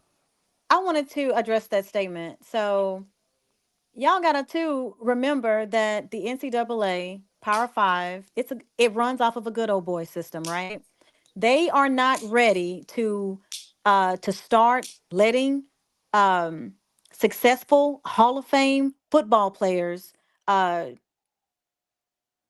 be be given the position of head coach. They are not ready for that, because those coaches that were mediocre players, or they got the head coach position because they went up through the ranks of being a mediocre being a mediocre player, and then they were a graduate assistant, and then they were the assistant this or the assistant that. Those players that are I'm sorry, those coaches that don't have the experience of being a great player, they are just not ready to allow successful football players to come in uh and to be the head coach. I probably didn't say that. That probably wasn't very articulate, but I'm trying to make a point that it's a good old boy system, and they don't want the football players coming in and taking all of their jobs. How about Well, that? I I mean, should have but just but kept it that was sweet. one of the that was one of the issues, or a lot of the issues why Coach Prime was targeted so much in his first year at the Power Five level, because a lot of coaches felt like he was not falling in line and playing ball like everybody else. So they went aggressively after him. How But let many me give you anonymous coaches? perspective. How many But let me anonymous give you coaches did we get let me during the give you season coming out against Coach Prime, and then the records started coming out that they were actively recruiting against him, and they but weren't let's even give you in his perspective. conference. But let me give you perspective. So here's the thing. When What you're what what, is, assistant, what conference is Pittsburgh in with Pat Narduzzi? that's We don't ACC. even see we don't even see those guys. But here's the thing. Let me give you perspective. So when you start off as the GAs and an assistant coach, you might have 4 or 5 guys living in one apartment and they barely see their families. During the season, they're locked in. They're either, and if they're not coaching, So now they're you on a hate him road. because he got Listen, money. listen to what I'm saying to you. Listen to because the thing is, y'all are looking at it from one angle and thinking it's just strictly about the hate, but that, and which is a part of it, but you got to look at it all. There's Mhm. another aspect of it to a point where these guys miss a time with their family. They're on the road recruiting. They're staying in crappy hotels, barely in the seat because they're trying to make it. Then someone comes in. So yes, there is some hate on that because they're like, I had to sit here and grind, and they don't feel as fair. And guess what? They're entitled to feel that way. And I think we got to make sure that we understand that the game, yes, it changed because guess what? Prime is the only one that can do that. One of the few people that can do that. Nobody else can do that because he came in with a name. Now, nothing has necessarily stopped So wait, some of wait, we're those. supposed to sit here and feel bad about some grad assistants not I didn't having say not having their own room? I didn't. You didn't. I didn't. I didn't. What I'm sitting up here saying is that y'all are focused What? on. What I'm saying is, let's just keep it real. One of y'all are I don't focusing feel on. bad about no grad assistant not having his own room, But hold on. sleeping in a room with some other But grown whoa. men. We got to, but understand this. You're sitting there pointing at the game and saying, well, they're trying to keep him out because he was a player. Then some people say they try to keep him because he's black. They try and understand those are elements of it. But you also have to look at the element of it is that, believe it or not, there are a lot of experiential experience that they get by doing it, coming up that way. So I get why you're saying on one end, but then on the other end, because everybody's not going to be able to do what Prime did. You say he's a unicorn. So, He but is a then, Pure he is a winner. unicorn. So DC, He's so a pure winner. He the won on only every level. yeah, the but only what point that what I I'm was trying to make, although I admit that I did not make the point very well, I yes, you will admit did. that. Okay, I Yes, You you was made going to it did. very say, well. Yes, you You did. made Yes, your you point did. very well.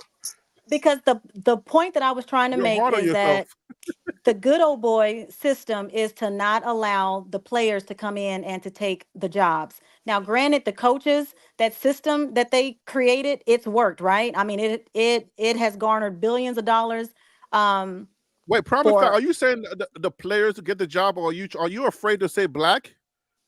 Yeah, what I want to do, I think that race creates a distraction. I think it creates a distraction. So I Okay, think in okay. I'm about order, to say, like, wait, where we go with? Just say it. Got it. We know what but it some is. but sometimes you don't even have to say it because it is what it is. What I am saying is that the good old boy system does not want to compete with Hall of Fame players, and they do not Hmm. want them to take their job. If I was in that Oh, same Black position, man. I Okay. probably wouldn't want it either. But Mm. the point that I'm trying to make is oh, I forgot what I was saying. I forgot. I was getting ready to drop a nugget, and I guess I put it in the. I don't know. I forgot where I was going. I heard the Because splash. I threw black in there, and I got you all messed up. That was my bad. No, no, No, no. but I mean, I think that I think oh okay, I got it back. The point that I was thank trying you. to make is that when Coach Prime, when he was applying to become a head coach, you know, of one of the blue chip schools, none of them gave him a chance. None of them gave him a chance. It was only one school. Well, it was actually two schools. It was JSU and then it was CU. But none of the blue chip schools gave him a chance. They all said that he was too that he wasn't ready and that he didn't have the experience. We really don't know what they said, but we can assume that that's what they said. But to wrap it up, what I was trying to say is this. They were trying to treat him like he was like he was like every other player. They were trying to treat him like he was Warren Sapp coming in and wanting to be a head coach. I mean, although he's a Hall of Fame player, there's a difference between a Coach Prime and a Warren Sapp. There's a difference between a Coach Prime and even, well, I was going to say a Manning, but Manning would probably be a really good coach, and so would Tom Brady. But the point that I'm trying to We don't make know is that. We don't know they that. were but they were just trying to treat him like he was an everyday player, and you can't. He is unique, and you have to treat him as if he is just as we've been calling him a unicorn. They would So have to, but you're saying something is that you would like for them to do it. They don't have to do that. they And what don't have to do it, but look what they missed out on, But though. he had the record they though. missed He right had now. They the done missed winning out on 4 record. and 8. This is not. We're not Sweet, just they talking about some won. proverbial thing. 4-8 He had the winning after 1 and record. 11. No, not prime effect. I got to cut you up a little bit on that one. Come on with All it. right, because you guys keep using one season when that team was a proverbial 4 and 8. So you're gonna take the Bruh. worst season out of out of several seasons and go, Trinity well, he Christian took or it. whatever. High school. No, Are that we was the not? Are team we he not inherited. considering Trinity? Are we not considering the 3 years of state championship? Nope. What I'm saying to you is that those. How Well, here's many the thing. coaches you know come out with winning 3 championships back to back, and he is the freaking offensive coordinator? Like, how many coaches you know are hired off of those type of stats? Like, he wins on every level. Then he went to Jackson State and won there. He keeps winning and winning. He does. How many coaches are hired based on their specific record, and then we totally ignore it? He won 3 state championships. Every coach, if you do the data on every coach that's hired, they're not hired based on their championship pedigree. They're hired on the specific fact that they did well at their position. Yeah. Okay, so here's the thing. I get But don't everything you're ignore saying. that part of it. That wasn't ignored. It's on What the, I said to you, but I it's didn't being ignore that. ignored. It's I on didn't. the resume. I didn't ignore it. What I said to you was, you are not going to come and not have had experience on a college level to an SEC school. You weren't going to FSU or ACC school. You weren't going to those schools to do that. Maybe the It's head not coach, going to happen. I get it. That's not maybe the head coach, but my guy, they're hiring coordinators from high school with less on their resume. I know this for a fact. They're hiring. I can't tell you off the top of my head, but I've read it where coaches have said, "I'm grateful for the opportunity coming here with nothing on my plate." That does happen. What I'm saying, but at the end of the day is Coach Prime is at Colorado. Championship pedigree to prove it to you, but yet Can I I- won't can I- give him can- a chance. I'm not Well, going to give him can a I- chance just because he hasn't coached at the college level. But everybody else, all of the white guys that get these jobs, they have nothing on their resume, and they still get these top jobs. Like, Harry, do you know what? Harry, hold on one second. Let me tell you something. I have to get racist real quick. Yeah. Do you know? Yeah. Do you know why some of those coaches got jobs? Because they're white. Well, that does happen in some cities. Well, I don't think somebody said. Well, I don't think they're white. Well, okay. You know what? I'm not going to argue that point. What I am going to tell you is that. Bro. What I am going to tell you is that in the old system, the way it used to be, where a lot of these high school coaches moved up to college because they were able to get recruits and bring them to that. That was the way for them to move up into college from high school, was that they were able to get those excellent 4- or 5-star athletes and get them. So that's why they were able to come and be like assistant defensive coaches, even though they basically would, glorify GAs and stuff like that.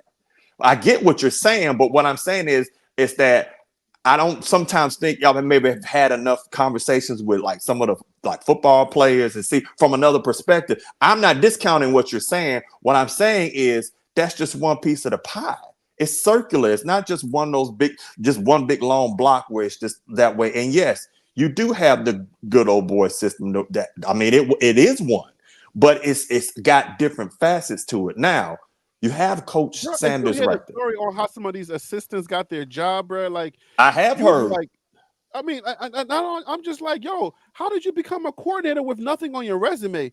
How the heck did you get in this position? Coach And guess what? Malzahn was a high school coach. The majority of them are they have the complexion for for protection, and I'm like, well, what? But then what is it? Why is it that when it comes to somebody like a Coach Prime, I understand the fact that okay, he was a former player, and sometimes those guys don't really translate over to coaching. I get that part, but what happens when he does come with the championship pedigree? What happens when he does come from the Pee Wee League, from high school with state championships? You still Yeah. say, oh, he can't do it because oh, he doesn't have the experience at the college level. But then how does the white guys get the experience at the college level because they were hired with no experience? So I'm That like, what?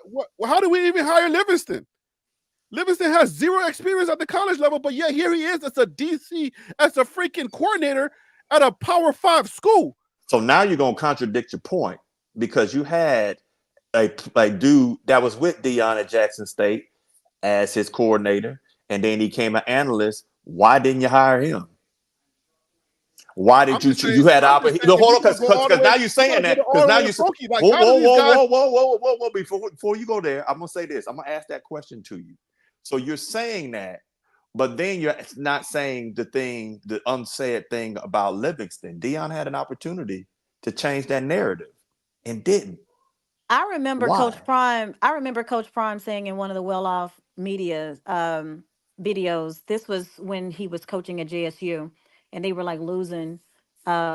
So this had to have been like maybe the first season that he played at JSU. Um, and Coach Prime said they are calling out our plays in front of us. So I think that's the reason why the offensive coordinator is not, didn't I think that's the reason why he didn't hire him at CU. I just don't think that I don't think his playbook was dynamic enough. Okay, but we also know that there were other. But again, the silo conversations will. Is your overarching question why did Coach Prime not hire a black guy to change What that narrative? what I'm saying is he had an opportunity.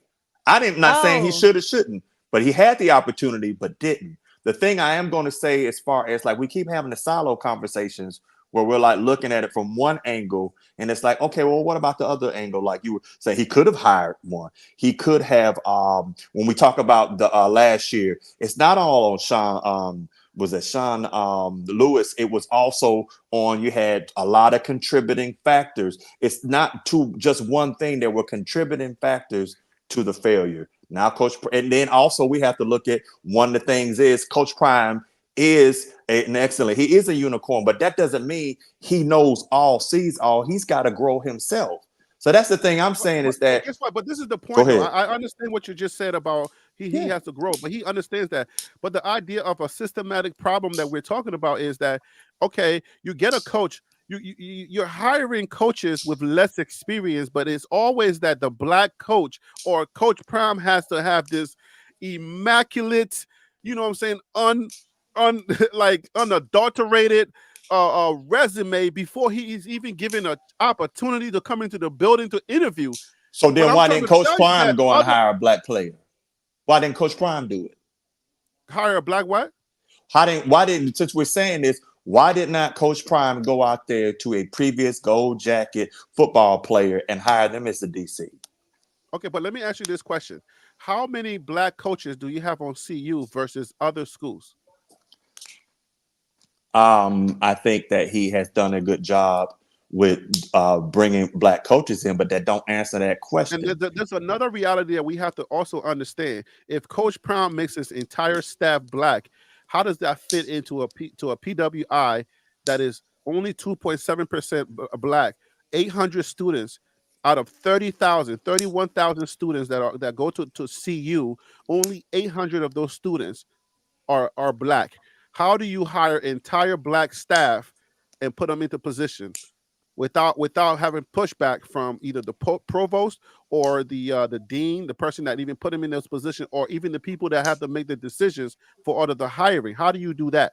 Okay, well, we can ask two questions. That one, I agree with you on. I'm not going to argue with that point. What I am saying is, that thing that said if you don't stand for something, you'll fall for anything. And Yeah. sometimes you have an opportunity to do it, and that may be the thing. If somebody has given you the keys to the Lamborghini, you need to keep driving it. I think that was the thing where he brought in Sap, but maybe he brought it maybe the exchange of not bringing Sap in there and maybe bringing somebody else as a GA and then bringing someone as a DC. Now, I don't think that they would have allowed him to just bring a DC in with no experience because, again, now you can move it to a point where you have something that's a credibly looking program to something that does kind of look like a sideshow. And he doesn't need that. So I get where you're coming from that. But what I'm saying is, do you see how it is that we'll sit back and we'll go, well, they doing this and they doing stuff and go, oh, wait a minute now. When we get there, are we doing it? I think he's done a good job. But what I do think is that I think that can you sit back and say that he has the best black talent out of the coaching world? I mean, we don't know that. I mean, how do you even qualify that See, that's what I'm saying. or I even don't know. quantify What I do it? like Like, that how do he's even if you have a winning team, you can't quantify that. How do you even do it? Even if you what won last year, how would you even be able to say, well, those 2 wins was because of the black guys? What the heck? well because even to sit back and say this other thing is that is he getting the diversity within players? We ain't got a kicker. We lost a long snapper. We ain't got that fixed. So you see what I'm saying? It's some of those things that a lot of that, but I think we are getting kind of out of the scope of it. I know your show, but narrow back No, in. I I think mean, but no, this is the after. This is the after party. Right? oh, okay. We've been. The show's been done, but the idea is, I think where we got off track was the understanding that Coach Prime needed an opportunity Yes, in his own alma he mater. deserved it. His right, Yeah. and his own, and he was a championship coach coming in. All I right, wouldn't have so that hired him. Not as a head coach. Nope. I wouldn't. I that's wouldn't fine. have That's hired him. fine. That's fine. But I'm just saying, like, it's not one of the situations where he's coming off of just being a great ball player with the Gold Jacket saying, "Please give me an opportunity." This guy's been coaching Pee Wee. He's coached everybody from snot nosed babies out of the womb all the way up to high school, where he was a championship coach 3 times over. He's been coaching for about 20 years. Over 20 years he's been coaching. So it's not like, it's not like they didn't have an opportunity to look into his pedigree as a coach.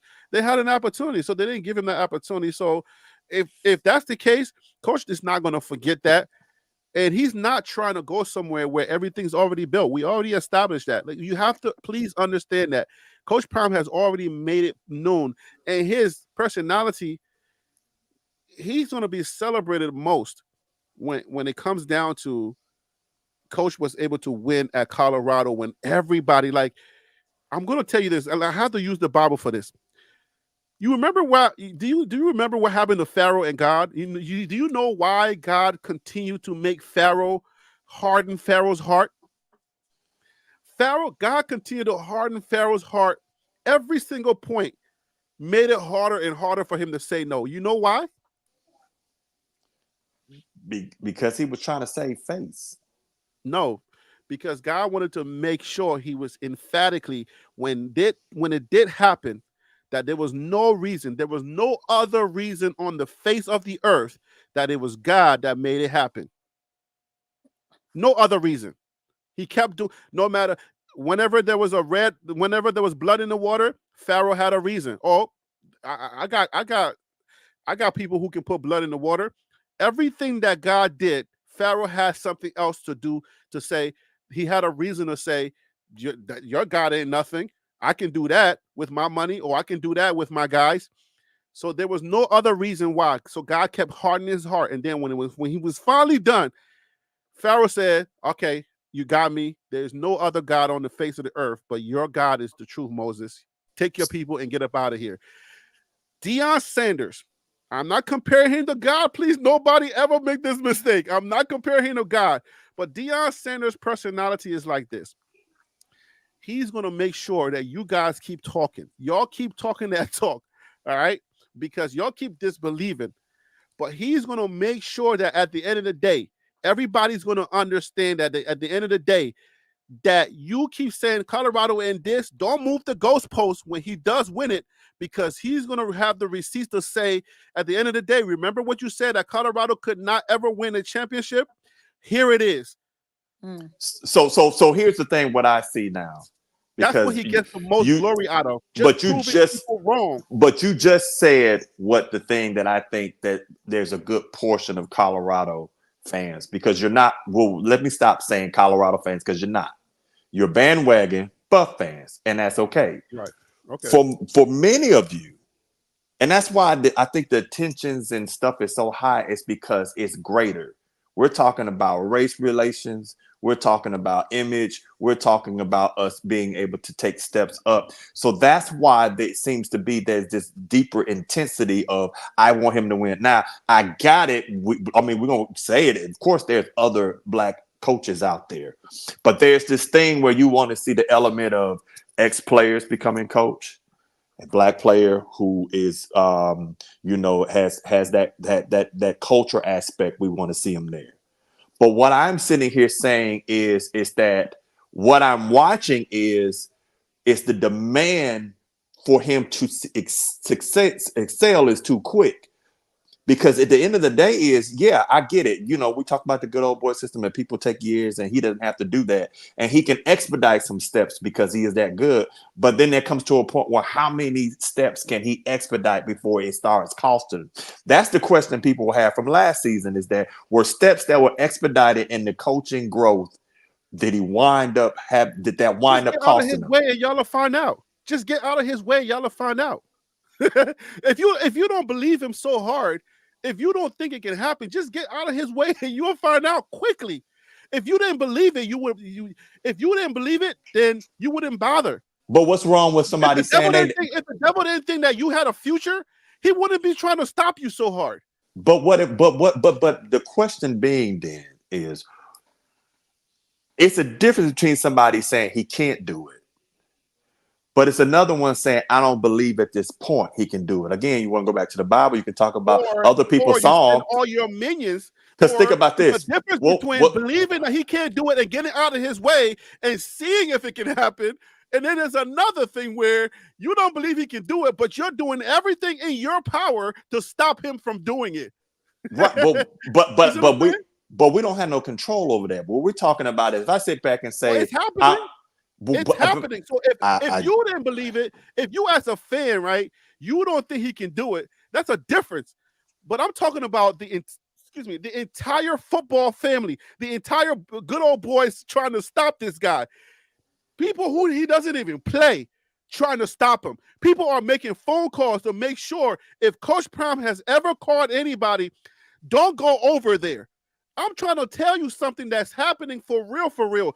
Jordan Seaton told you how many coaches were recruiting against him. All of the recruits are telling you how many times people have called them and lied to them and says Coach Prime is leaving Colorado. How many times these kids got to tell you that people are actively recruiting against Coach Prime? Players that they don't even want. They got their players. They don't even need these players. But because they don't want Coach Prime to win, because they don't want to see Coach Prime do his thing, they're actively going after the players that they know that he needs.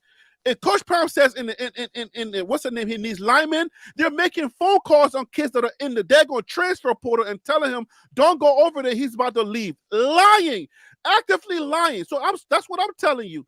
But here's the other part of that. If you don't believe it, get out of the way and see. Let's see. Since you don't believe he can do it, so leave him alone then. Let's see what happens. So let's get in it. So let's get, because you look at it. Let him recruit with no money. He ain't got no money to begin with. So let him be Coach Prime and see if he don't get his 5-star. But the point I'm also saying is that there is a sector that doesn't want to see him win. But there's another sector. Y'all got to keep it real. It's been like that. What team out there is just gonna sit there and go, all right, well, he's coming in, so let's all bow down. Let's just all let him do it and be great. Not on the level that is happening to Prime. I'm trying to tell you, it's a different beast. It's a different beast because he's so confident, because he's so boastful, because he's putting it in your face and said, I'm coming to win. Coaches are not like that. So they're trying to stop him. Yes, coaches don't like Of the fact that course. he's coming in being so boastful, being so confident. Coaches and then being black. Coaches don't want to see or hear that. So number one, if you're not in his conference, there's no reason for you to even recruit against him. He's in the Big 12 now, but you had SEC daggone coaches making phone calls. Like, come on now. Bro, What is let me that ask you about? this. Check I'm this not in out. your conference. Man, listen, let me tell you. What egg do you have? What skin do you have in this game? In the Pac-12 for you to be making phone calls and telling kids not to Players, come to Colorado. check it out. Check it out. If so, you telling me if you You're was in the the coach, SEC. let Why are me you making phone calls to the Pac-12? so let me tell you this. If you were a coach at Mississippi State, which is probably recruiting similar players that Colorado was and is recruiting, you gonna sit there and go, oh well, go to Colorado. Come I on, know man, that be if you go real, to man. Prime, tell Prime I said, hey, What no, is the it's likelihood of cutthroat. you? What is the likelihood of you coming of you playing one of these besides in the national championship? What is the likelihood of some of these SEC schools ever coming to a Pac-12 school to play them? I mean, like, let's be real. Like, I Likely. know we can go to the extreme, but all of these coaches making phone calls and recruiting, if you're not in the Big 12, what is the likelihood of me taking a player that might come to your school Well, and because not because go to you? because Like, come on. because you have a certain type of like a blue chip player, then you have those players that are just a step below those, and then you have that kind of the middle of the pack, and that's kind of a food frenzy. Everybody's gonna fight over the blue chips, and then but you have that middle, and so you got to understand that Colorado and is competing and get like for all the Oklahoma states and stuff. They're kind of competing for the same players. And then you have those that are mid-tier or lower tier SEC. They're all competing for those same players. That's why you saw some people that decommitted from Colorado and went to Missouri, which is normally considered as a lower SEC school. So I get what you're saying, but the thing is, there's a concept. I'm not saying what you're saying does not happen.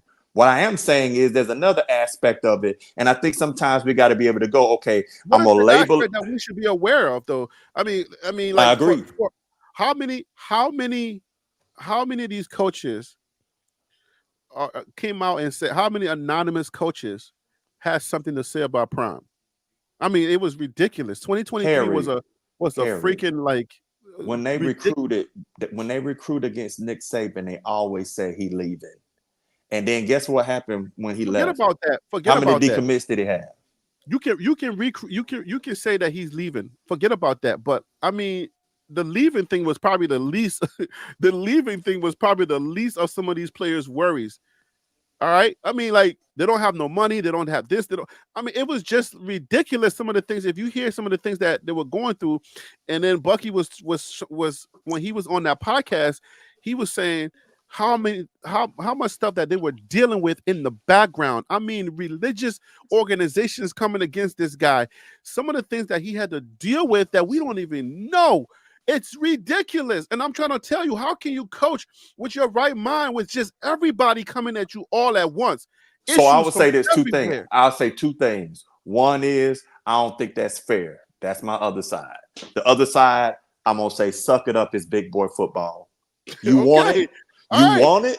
That's You sit fine. there And and you're Coach Prime is saying a I'm the big boy, but unicorn. just You're let's gonna sit when you say I'm him, when you sit back and say all that kind of stuff, then you have to, and then fans, you have to suck it up and deal with it because you're fine. going to get that when you get to the top of it. Because what you're not at the top of the mountain, you're pissed off that people are telling you you ain't the top of the mountain. Once you get to the top of the mountain, you can talk the smack that you are and that you want to and go down. But this is big boy football, and this is what it's going to be like, and it All ain't right. going to change. The target is real. The target is real. And yes, I agree that some of the talk created a target. That's fine. But I'm just trying to let you know, as long as we are mature enough to acknowledge the fact that there were circumstances that was not normal circumstances that he had to face where no other coach is probably going to face just because he's Prime and just because he talk his talk.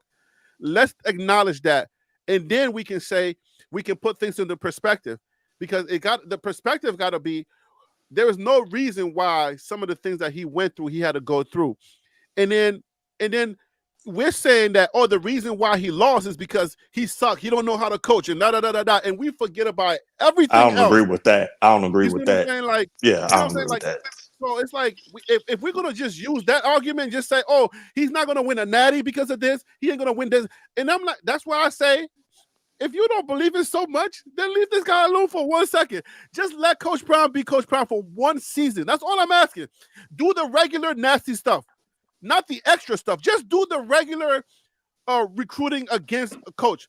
If you just do the regular for Coach Prime, he will win a natty in your mouth. Just But Harry, and see what happens. this ain't tennis. Ain't nobody finna be quiet. I'm just saying. I'm just saying. This ain't golf. Ain't nobody finna be quiet. The bottom line is this is big boy football. No, you said you normal wanted stuff. it. Do the normal stuff. I'm saying don't be quiet, but do it on the level that you do it for every other coaches. You expecting do extra because he's Prime. Don't do extra because he's Prime. If you just do the normal stuff, I'm telling you, Coach Prime is going to win, and it's going to be a wrap. It's going to be more rappers on the sideline. We're going to have bands coming out. You ask somebody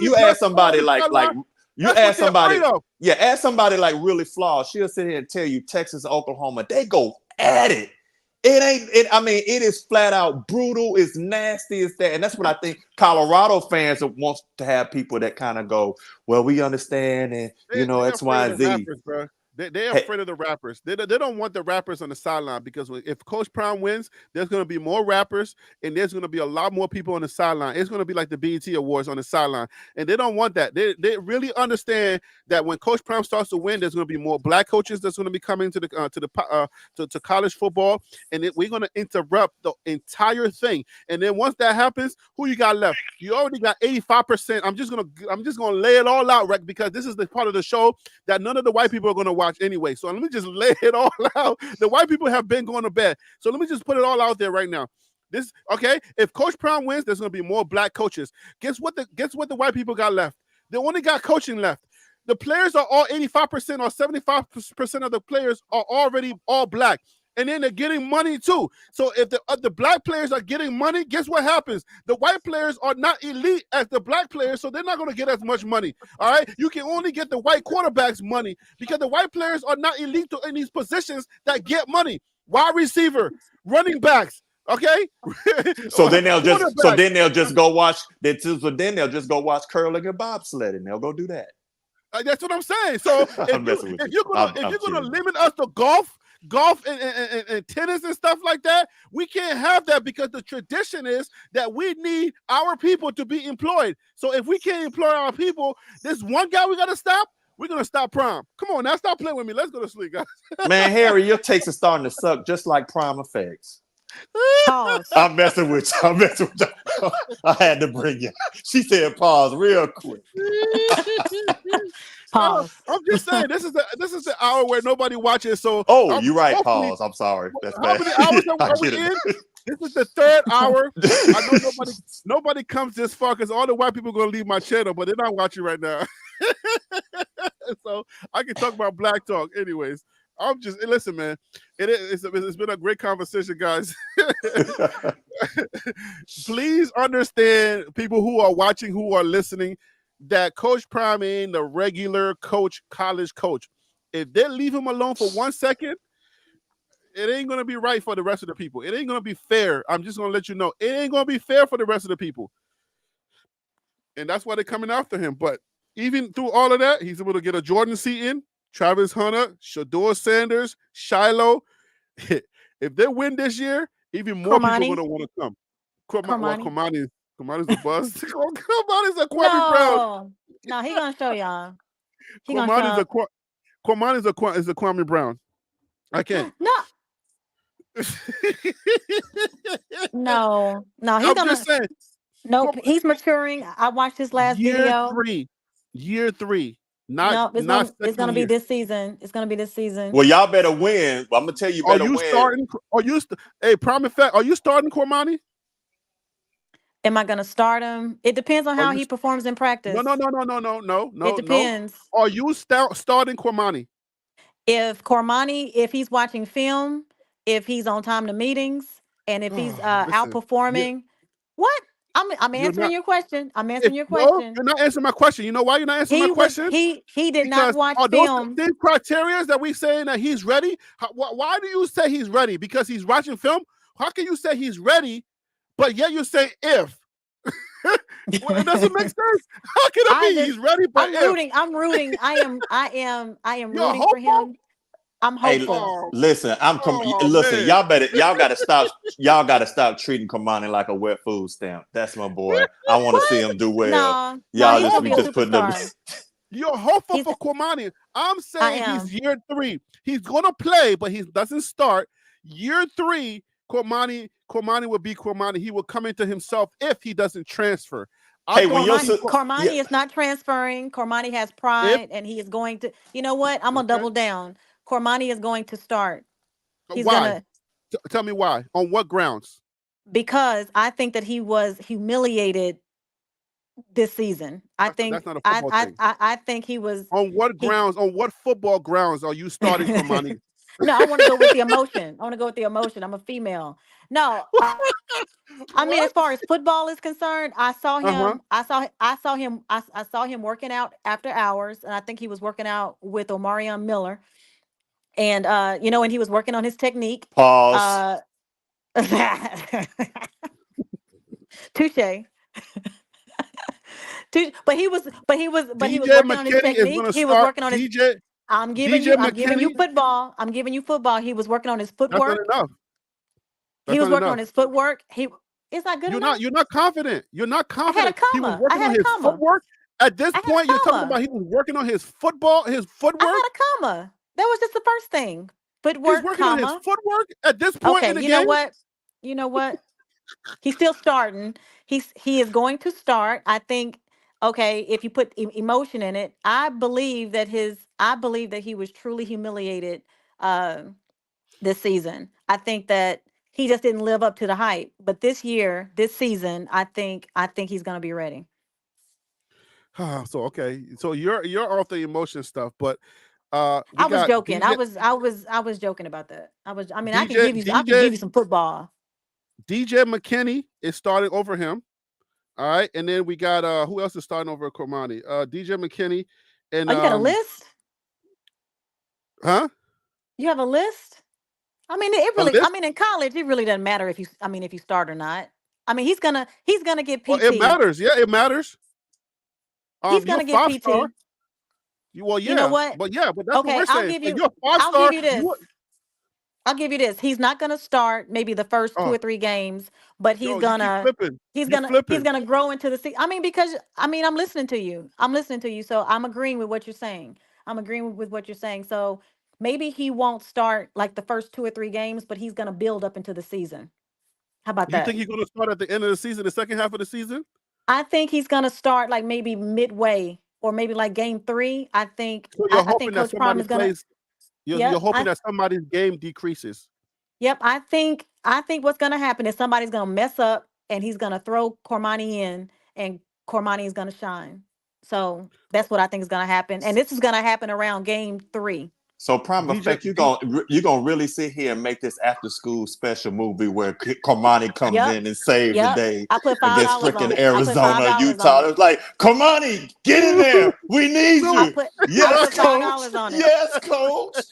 I'm I'm gonna sorry. put I'm sorry. I'm going I to wish we bet. had another person. Listen, I wish we had another person so it could be a fair fight. I don't want to be no 2-on-1, but just understand. Pause. I want. ask the Wait, why are ask you the pausing? chat.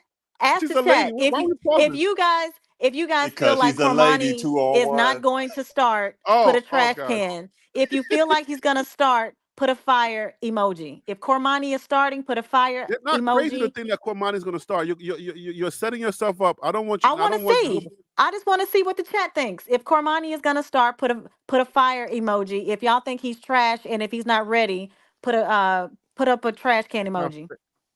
no. You saying trash. Honestly, That's where honestly, honestly speaking, said fire. Honestly I'll put up your speaking. fires. I'll put up your fires. If I see more fires, I'll put them up. But let's be Oh, clear. Let's be KMS said clear. nah, He's he's not trash. trash. No. That's you. I think you set this up the wrong way. Ain't nobody saying he trash. He's not trash. He's just not ready. He ain't trash. The guy can play. He has a really big upside, but he's not trash. He's just not ready because DJ McKinney came to eat his lunch and his dinner. So DJ Okay. McKinney's gonna eat his food. Like he's gonna take food from Komani's mouth. Cormani's not ready. So I'm just I'm Okay, just this letting you done know got right Okay, now. real weird. if he's I'm not just, ready, then put thumbs down. So now Put he a a thumbs baby down. bird. It's all Put a right, thumbs Cormani. down if you don't It's think he's okay, ready. Cormani. This is gonna be rough. It's okay, yeah, little birdie. yeah. Put a Oh, he thumbs about to down if he's not ready. look, and look. Even I don't even trust Y'all are hard Omarion on Miller. him. I don't even trust Omarion Cooper game like that. But I think Omarion starts over him. And I don't even say Omarion is gonna be the guy, but I'm just saying Cormani's not ready, and these guys are coming here to eat his lunch. And it's not even gonna be fair. He's gonna get playing time, but at the end of the day, you can come back, you can bookmark this right here. All right. Dang, If you're Harry. still listening. Uh-huh. No, I'm sorry. I was just saying dang. I was ad-libbing. I was saying Oh dang. no, but yeah, I mean, it's just he's not ready, and but he's going to be ready year 3. Just like you said, he was embarrassed. The embarrassment is going to give him playing time, and he's going to be ready to play. But if everybody is true in practice in that spring game and everything, and you see DJ McKinney and Omarion Cooper over there, and they're actually cooking, and you're gonna take them out, I don't see that their game is gonna regress. I don't see at any point in the season where one of these guys' games is gonna regress. Omarion Cooper is gonna get better. He got better from last year, and he did really good last year. So I don't see any scenario where Cormani starts as a corner. I don't see anywhere, nowhere. So I don't know. It's not gonna happen. Just forget about it. If you are bullish on Cormani McClain, leave that alone. It's not. Don't. I think he's going to shock the world. I think that Bucky is not going to show I don't think he's going to get any camera time, and he's just going to pop up on game Mm-hmm, 1, and he's mm-hmm, going to be ready. Just like we haven't seen him on camera. mm-hmm. So prime effect, they said you being said that you're living in a fairy tale. I'm living in a fairy tale because I believe in Cormani. Come on, y'all. Well, I mean, but I don't see it. So okay, so I didn't say that. let me give you the let me toss you this little softy. Do you think that Pause. Trevor Wood starts at linebacker? Let me rescue you a little bit. Do you think that Trevor Wood starts at linebacker? Trevor Woods starts at linebacker. No, I think that the linebacker is going Oh, to come in after the spring game. We're gonna oh get we're gosh. gonna get we're we're gonna get the linebacker positions after the spring game. So think about what you just said. What you're saying is you're gonna get good talent, but you're gonna get them in where they're not gonna have to be figuring out the system as you No, hit no, these no, first couple of That's games. no, too broad of a no. statement. I said Right, linebacker. I right. said Don't do specifically that. linebacker. Linebacker. See, DC like to set people up. Start trying to Right, line people up, bro. right. Linebacker, our linebackers room needs bolstering, and we need to go into that transfer portal, and we need to grab a high level, the best that we can get at this point, because the second round, like the second half, is you usually don't get that many players. So Well, then you if shouldn't we have got like 32 receivers then. That's what I'm trying to figure out. Y'all but got it's like 77 availability, So receivers. you it's mad because he got depth availability. in the wide receiver room? Right, that But has nothing to do with who was available. We went out, we got DJ Lundy, and he left. So what are you talking about? He got the best that he could get out of the transfer portal. Remember, we got the best. He was a 93 score. Remember DJ Lundy? yes. DJ Lundy was a 93 score PFF grade. Or his grade was 93. So he did his job, but like he says, even if you get all these high school players and you go to their homes and you see all the roaches crawling across their lawn or whatever, you get those players and you groom them. That doesn't mean that they're gonna stay. So, and guess So what? Guess what? This transfer portal, we're gonna lose a lot more guys too. So We are. just be ready. Your favorite player may not be on this team come after the springtime. I'm telling you right now. Like if you are in the chat right now, if you're watching this after we're done, if you get to this point of the video, mark my words, your favorite player may not be a CU buff after the spring game. I'm telling you, Who are you talking it's about to about? be brutal. he's saying he basically saying is that if you don't get but the thing is, if you don't get players, y'all gonna win a couple of games, but you'll go from having a rock on the sideline to a bunch of socks on the sideline Oh my because No, no, no, gosh. no. that's I'm saying, listen, there are some really good players that are in that locker room that's going to be leaving. I'm not talking about the elite guys that are going to, the starters that are going to leave. I'm just saying there's going to be some really good players that we are dependent on as our DEPTH guys that are going to be jumping into that transfer portal. And Coach Prime knows it. All right. He's already said some of these guys are not going to be here. He already knows. He knows already. So some of those guys are going to be gone. But if we need anything else, it's a linebacker. It's a proven. If you got freaking, like I told you at the beginning of the show or earlier, if these guys got daggone Trevor Woods starting as a linebacker, you know we got an issue. Like, come on now. No, like, you don't. No, you don't. That right there says 12-0. Stop. 12-0. Okay. You know what? It's Okay, I late. think I get Let's his get out humor of here. now. I get it. Yeah. Okay, now I get Listen, Okay. if Trevor Woods is starting, we got a problem. Okay, Trevor Woods is not that guy. He's just No, not he's not elite starting. as a linebacker. If he plays, he plays. But I said go back to safety. At least Trevor Woods was good at safety. Why are we bringing Trevor Woods? We sticking him at linebacker. Like, stop playing with me, man. That's not a linebacker guy. Anyway, that's just my take. Let's get out of here, guys. I'll see y'all on Free for All Friday. Free for All Friday, Shante or Prime Effect. You're gonna be at work, so just help us out in the chat, please. Drop I'll some be in the gems in the chat. chat. All right, drop some gems in the chat. All right, guys. Good night, guys. Thank you for making this after the show be so much more exciting. Like, what do you guys? Why do you hold off until after the show? Like, I was helping with bring it. homework, so I was a little bit distracted early on. I know I sounded It's all, crazy. it's all good. So, all right, guys. So bring the phone on Free for All Friday. I'm sure some things are gonna transpire, and I'll gather as much crazy things as I can gather for us to talk about. So I'll see y'all on Free for All Friday at 12 noon. Peace out, guys. Peace out. Good night. Good night.